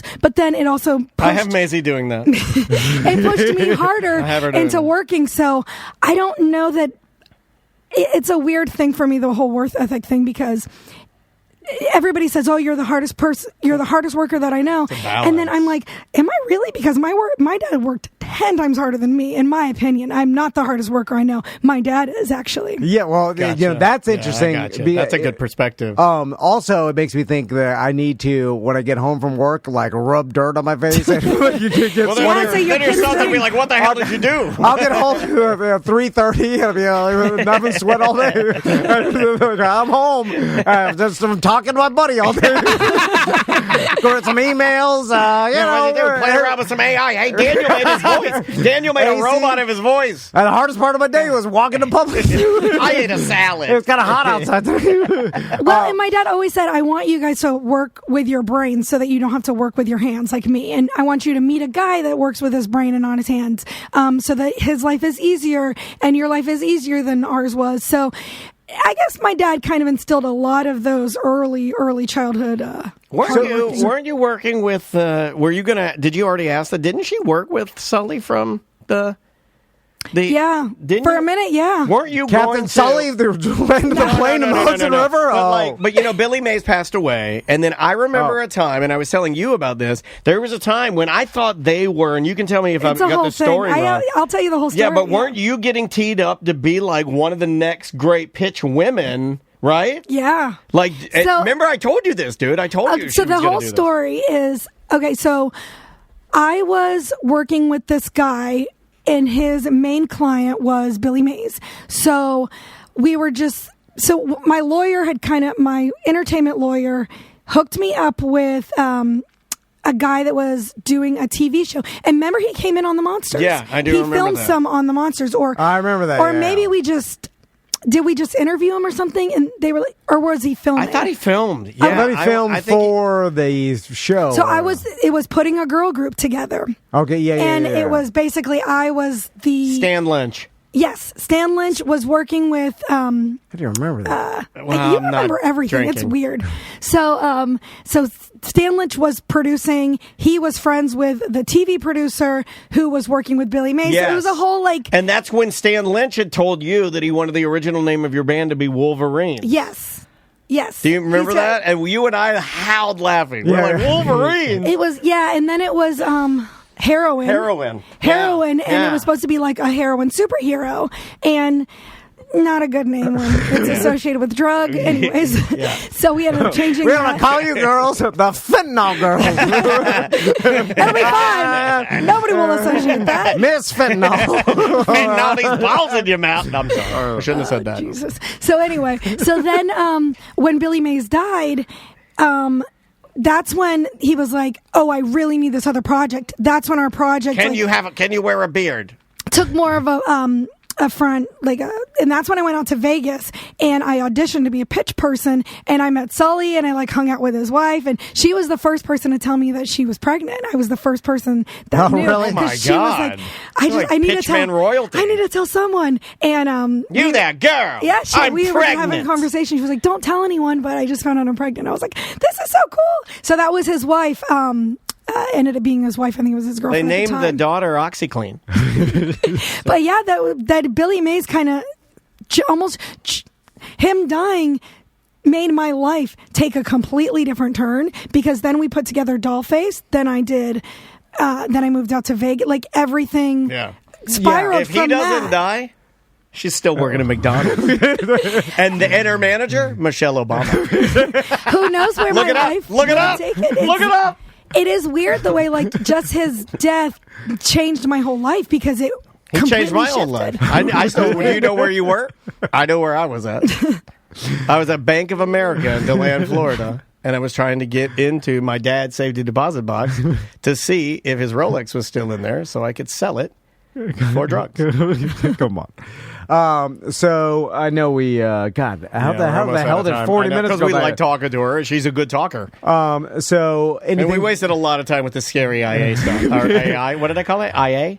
Any new things coming up at Salty Sisters? Oh God! Well, I'm going on the Disney cruise. I leave tonight. So you leave tonight? Yeah, I'll be gone for a week, and so my sister's handling the fort for me for a week, which is crazy. Well, 5 days. But we're going out to Fort Lauderdale instead of Cocoa Beach. It's like literally right next door to us. Because it's $1,500 cheaper. Andrea Dennis just high-fived you. Yeah, because you know how cheap my wife is. Yeah. I guess for a 2-hour drive is not that bad. Is it only 2 hours? Dude, $1,500 is a lot of dough. Yeah, I'm like for $1,500, and I'm going with 18 friends and their kids. So that's gonna be wild. It's gonna be crazy. We got all the matching shirts, so I'm excited. I haven't been this excited about it's gonna a vacation be crazy in fun. a while. And those boats are great. I've never been. The Disney cruises are so good, man. Yeah. And my kid, he's like into karaoke right now, so I'm excited to watch him sing. He's only 4 and like loves to perform. It's kind of interesting because he's in baseball and he's in soccer and he's in all these things and he hates it all, but he wants to sing. And I'm like, damn it. Are you trying to? Do you kind of want him not to do that? No, I do not want him to do that. Because I want Maisie to sing. I would love that. She does dance, and I get to I get to,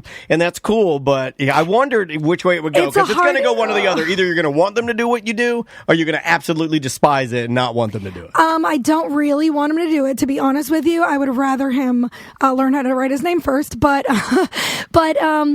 if he's good at it, it is going to make me proud, and I'm probably going to love every second of it. But it's going to scare the heck out of me because it's just a tough industry. And so, to make money at it, I mean, at least I know how to make money at the industry. I'll lead him in whatever direction, but not for a long time because there's too much, Nickelodeon pedophile stuff. Oh yeah, they're out there. Which is interesting because I was involved in that whole not in that, but like my family, we were going on the auditions. I was going on all those auditions with those Nickelodeon kids back then. That was my life. So I'm really glad that you and the Pickle Man. What was his name? The Pickle Boy. The Pickle Boy. Could have been you and Pickle Boy. I didn't get any of that stuff because my acne. I had such bad acne at that age that I had an agent, and all the agents would always say, when her acne clears up, we'll get her in. And every audition that I went in, they said, her acne is too bad. She won't be on Nickelodeon until her acne clears up. So my face saved me from being raped as a kid. Oh my God. Saved by the acne. Who would have guessed pedophiles don't like acne? They're like, ew, disgusting. They don't like it. So, anyways, that would have been Amanda. You heard it here first. Yeah, you heard it here first. When they were all doing those auditions, I mean, I was auditioning with those same kids, Amanda Bynes, all that, right here at Nickelodeon Studios. And the Pickle Boy was It was there. a whole thing. That's crazy. Dodge that bullet. Yeah. Oh, God. And Drake's dad. Oh, God. Oh, my God. I know. That one made me sad. Turn that off. Again, Salty Sisters, Cocoa Beach. Go check out. Grab Go get a smash burger. Yes, please come visit me. Salty Sisters in Cocoa Beach, 24 North Brevard. I love you guys. We love you more. We love you more. Go see your bar and hang out there and spend lots of money. You'll love it. All right. We will see you tomorrow. Welcome back to A Corporate Time. So we don't do too much financial segments on the show. But I would say that I think that you and I have been dabbling a little bit in, like bettering ourselves. Yeah. Making good decisions. As you get older, you start looking at like, all right, maybe I do need to save for the future retirement. And if you're like me, you have very little concept of anything financial. Yeah. Like my wife is pretty much handles all of it. Yeah. My wife, you got Bernie from, You're probably mad I didn't mention that, right? No. You're probably mad I don't know who our accountant is, right? Yeah. OrlandoCPA.net. So on the show with us right now, we've got a local financial consultant. I believe your name is pronounced Ram Davesy, correct? Ram Davesy. Hi there, Tom. How you doing, Ram? This is Ram Davesy. So, Ram, let's talk about like just the basics of saving for your future and where you should be at, let's say, in your 40s financially with retirement and all that. Now, we did go over your finances a little bit before the show, Tom. That's correct. You've made some mistakes, like a lot of Americans have. Okay. You've also made some good choices. We'll start with some of your good choices. You have my number one financial recommendation across the board for everybody for listening right now. Go out and do this right now. Tom's done it. He's in a good place with this one. Buy a boat. All right. You think that's an excellent decision? You're gonna want to buy a boat. Okay. Yeah. Now I see a lot of this happening. A lot of people say a boat. Does jet ski fall under that category as well? Or? Jet ski. We're gonna classify jet ski as a motorcycle. That's a water-based motorcycle. We'll get to motorcycles later. Right. It is kind of a motorcycle on the water. I've heard somebody else say that. Are you sure you're not related to Ram Davesy? Now, Ram, I've heard boats are a bad financial investment. And they depreciate as soon as you drive away. I like the cut of Ram's jib. He's steering me into things I want to do, which is a boat. They fall into disrepair. You use them less than you think you would. They're difficult to use. It's the only vehicle. The boat is the only vehicle that is actually difficult to use because step number one, you have to find water. Cars, cars. Yeah, a lot of places you can use cars. I like this guy. Where'd you find him? This is fantastic. Also, salt water tends to corrode. Corrode everything pretty quick. Okay, so excellent. Man, I think there's a case to be made that a boat is as good on land as it is at sea. You can enjoy the same benefits of boatery on the land as you can at sea. Some would say that my fellow owner of T&D Media boat has spent more time on land than sea. So this sound advice checks out. Yeah, we're just sitting there degrading, and I'm paying for storage. Seems like all it's doing is taking money away. But boat. I like it's not the boat's fault. You're not utilizing it. That's true. That is true. Now, let's talk about why you brought up a point that some people will tell you that a boat is not a sound financial investment. And I can understand why your less financially savvy American might think that. But let me explain to you why the number one and the first financial move you need to make is getting the boat. All right. What, Tom? Do you know what the number one cost of American taxpayers? What the number one outlay of money is amongst these people in America today? Number one cost. So let me see. Like I know food costs has gone up. I know boat can't help with that, Tom. I know rent, especially in Florida, housing. You could live on the boat. You could live on the boat. I've wanted to. Yeah, not my boat. It'd be hot. Very small. Very small. Yeah. So I don't know. Tom, the number one outlay of Americans in America today, money-wise, is healthcare. And you know what the number one cause of people needing healthcare is? It's stress. And you know what that boat does for you, Tom? Takes the stress away. This guy's making some point. He's making some point. Yeah. That is a good point you made there. Well, you were just on your boat this past weekend. I saw some photos of you. You look stress-free. Yeah. Now, I will say that when you're on there with your family, you have no idea what you're doing, and that other boats are zooming past. And, on a busy holiday weekend. And everybody with a boat is angry. They got their flags waving, and they are armed. They're angry and armed, and then there's boat cops everywhere. That's stressful. And then you're like, then you look it up. You're like, boating under the influence is the same as DUI. That shouldn't be the case. It is. The water is way easier to drive drunk on than the road. It's softer. Tom, if you got a gun and you got a boat, you're very well off financially. He's not wrong. He's not wrong. All right. A lot of Floridians are better than I thought. I mean, there's two things you need: the gun and the boat. What's you're the out third? there at sea. You're de-stressing. You got a gun. You are not under any sort of physical threat. You're relaxing. That is good for your health and well-being. All right. And your financial success. It is an ultimate form of independence to be isolated on water with gun. All right. You're right. Ultimate independence. Shoot a fish. You got your dinner. There you go. I like that. So, where did you find this guy? So, Ram, what else are we talking here financially? So you brought up being out on the boat with your family, Tom. Let's talk about family planning. Ram Daviesy has a system for you. You made a huge mistake. And you just went off and did your family. All right. You just went off and had kids willy-nilly. You didn't plan for it. Okay. What Ram is going to do for you, I got my system is called the Broccoli Rubber Band Children's Saving Plan. All right. Okay. Broccoli Rubber Band Children's Saving Plan. Okay. I'll say it one more time slower for those of you like Dan. It's the Broccoli Rubber Band Children's Saving Plan. Okay. I like that. And so you're familiar with broccoli, Tom? Yeah. All right. Yeah. Vegetable that my wife makes all the family eat because she says True. It's better. All young boys have that haircut now, which is a broccoli haircut. The Mahomes. Comes in a pack of 2 or 3, depending on your grocery store, and comes wrapped with a giant.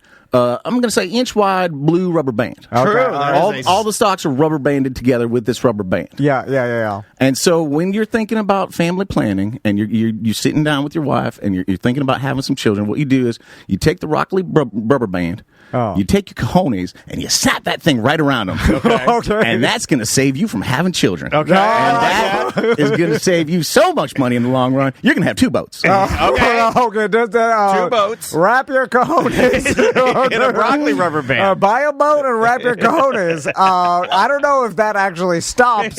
Wrapping makes it sound like I thought that was a C ring when you wrap the. Yeah, but that's supposed to make it last. And, I thought that. Well, maybe that's what he's talking about, making your money last longer. But this maybe wrap is the wrong word, Tom. What you're going to want to do is snap that rubber band around your cojones. Snap it. And just leave it there until all thoughts of children have left your head. All right. Okay. All right. So no kids and a boat. All right. Tom, has your kids ever brought any money into your house? They have not. Has your kids ever done anything to you financially other than drain you of your money? They have not. They have no the broccoli rubber band. Yeah. Kids are the worst financial drain. There's a small chance that one of them is successful and buys you something, but come on, it's going to be something stupid. It's not going to be something you want. What is that? The 0.5% chance that they make more money NFL than you players, NBA players. Those are the only ones that buy their parents things. I mean, I was relatively successful, and I didn't buy my mom and dad a goddamn thing. I didn't buy them nothing. You don't I did okay, but I didn't buy. I bought my dad. Okay, I'll tell you one thing cool. I bought my dad. My dad had a Z3 BMW Roadster, and I bought him a windscreen for it. $72. It was $72 at the BMW shop. Yeah, you don't see any stockbrokers stockbrokers, like when they had a good day on the stock market, like I'm going to buy my mama a house. Like, they don't say anything. Finally, you're bringing in some good experts. Guarantee you, every one of them stockbrokers got a broccoli rubber band in their pocket. Really hard to say. All right, Ram. Is there anything? Any other financial advice you got here? Well, we're going to talk about some coin investments, Tom. You've heard, of course, of Bitcoin. Yeah. Yes. I've been was high. Lately. Now it's low again. Ram, I thought I was rich. Lately, Ram, I've been following a gentleman called Hard Rock Nick, the face of Bitcoin. Now he's the face of Bitcoin? That's what he's called. Hard Rock Nick, the richest man in the world, the face of Bitcoin. I thought he was good at Baccarat. No, this is a different guy. Oh, is that the tattoo guy? No, this is a guy. He's bald. Anyway, sorry. I apologize, Ram. And, I will recognize that there are other financial experts out there, Tom, Dan. If you're going to judge them, if you're going to try to decide whether or not to follow their advice, one simple rule: count their boats. The more boats they have. Yeah. That does kind of make logical sense. The more boats, the less stress, the more money. That's how it works. Right, I like that. So with Bitcoin, how do you see it going? Because it was like it topped out at 70,000 Where's recently. it now? It's back down to 60. So it was dancing in the 50s 3 weeks ago, right? Yeah. It went crazy low. And then I'm like, what do you do with this? It's like so high, low. Like I'm like, do I get rid of it at 70 and now it's back down? I'm like, I lost my chance. And wait, well, if you get rid of it at 70, then immediately goes to 110.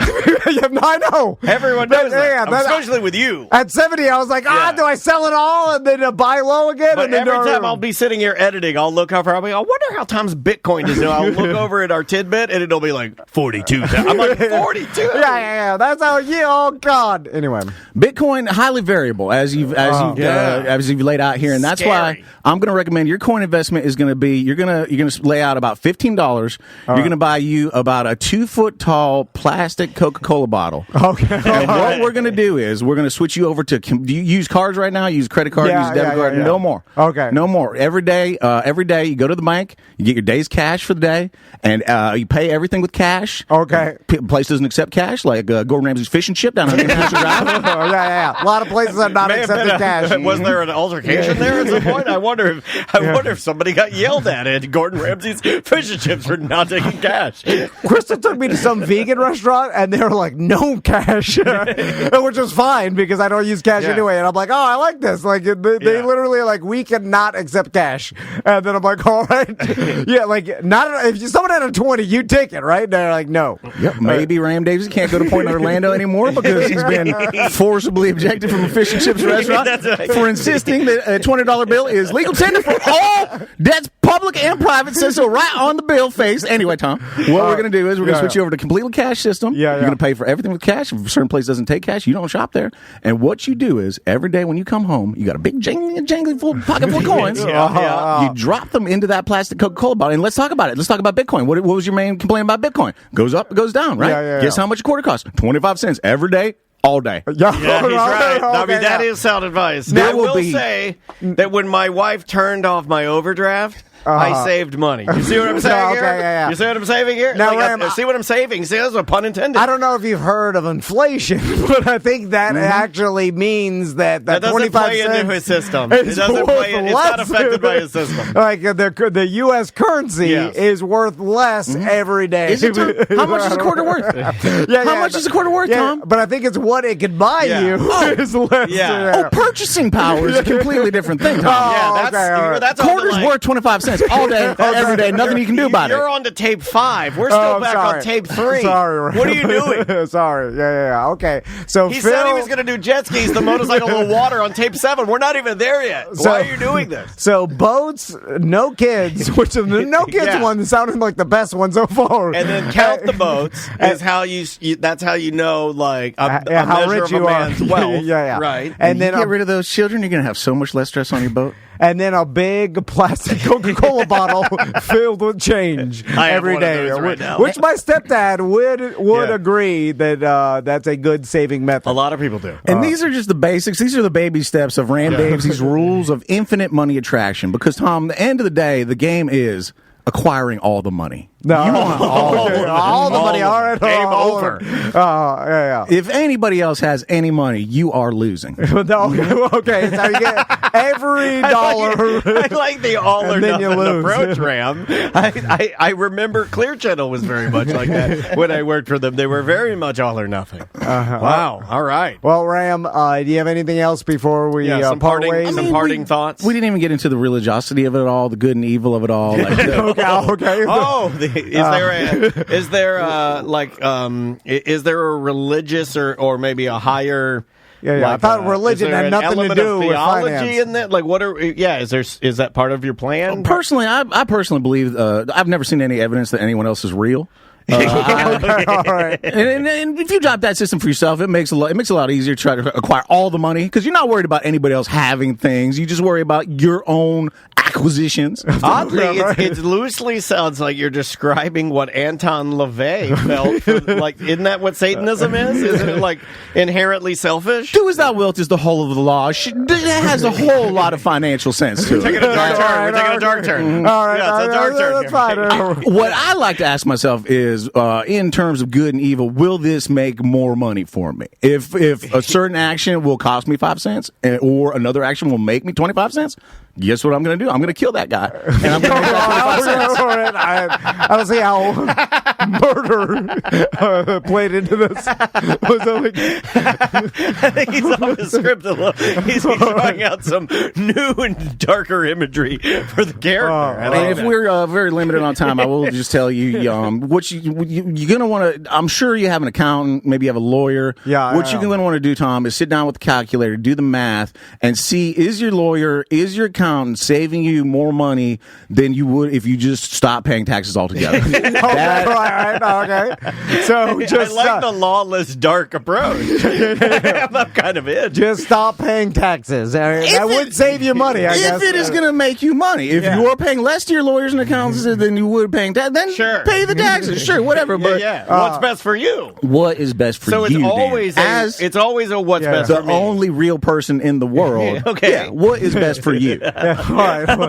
I think Wesley Snipes. I don't know if he would agree with that. He had quite a run-in with the law when he refused to pay taxes. But he was living that way, though. He was living me first, right? Yeah. And then a lot of people's Me Too was a thing. Now it's me first. Yeah. The government, they'll come and get you, I think. But don't forget, Tom, the government, they are the ones that issue fiat currency. Don't forget, in the Constitution, in the Bible, the only real money is gold and silver. Now, I don't personally hold much truck with either of those documents, but I do believe gold and silver, the only real money in the world. Man, he sounds like my family now. No one ever mentions diamonds. Diamonds should be in the treasure chest. Oh, hello there. I would like to purchase your boat. Here is a rock. That's why, Tom. That's why nobody talks about diamonds. They're rocks. I think it's because they're lighter, right? I feel like when you hold gold or silver, you feel like it's sizable, but a diamond, you're like... It's super small, worth a lot, but it's hard to see. Anyway. They can make them in a lab. You can go to Ace Hardware right now and buy now diamond tip blade. Go find me wrong on that. Find me a gold and silver tip carbonundrum blade, Tom. Ram Davesy, everybody. Thank you, Ram. Well done. We'll have you in for some future financial advice. So we have... if you have any questions for Ram, feel free to email us, show@tomandan.com, or you can call 1-844-TOM. I think he has Dan. Some financial cassette tapes for sale. Yeah, he does. And, out of his you trunk. might see him around town, and if you do, he will not give free advice, but you can call and leave an email for him, and possibly he'll get back to you. And if I get any correspondence while you're gone, I'll be sure to give them to you so you can If you do see me around town, just flag me down on my motorcycle. I'll be happy to stop and take a picture. We didn't even get the motorcycle. No, I did so much advice. Well, next up, we'll do motorcycles and jet skis. All right. We will be right back.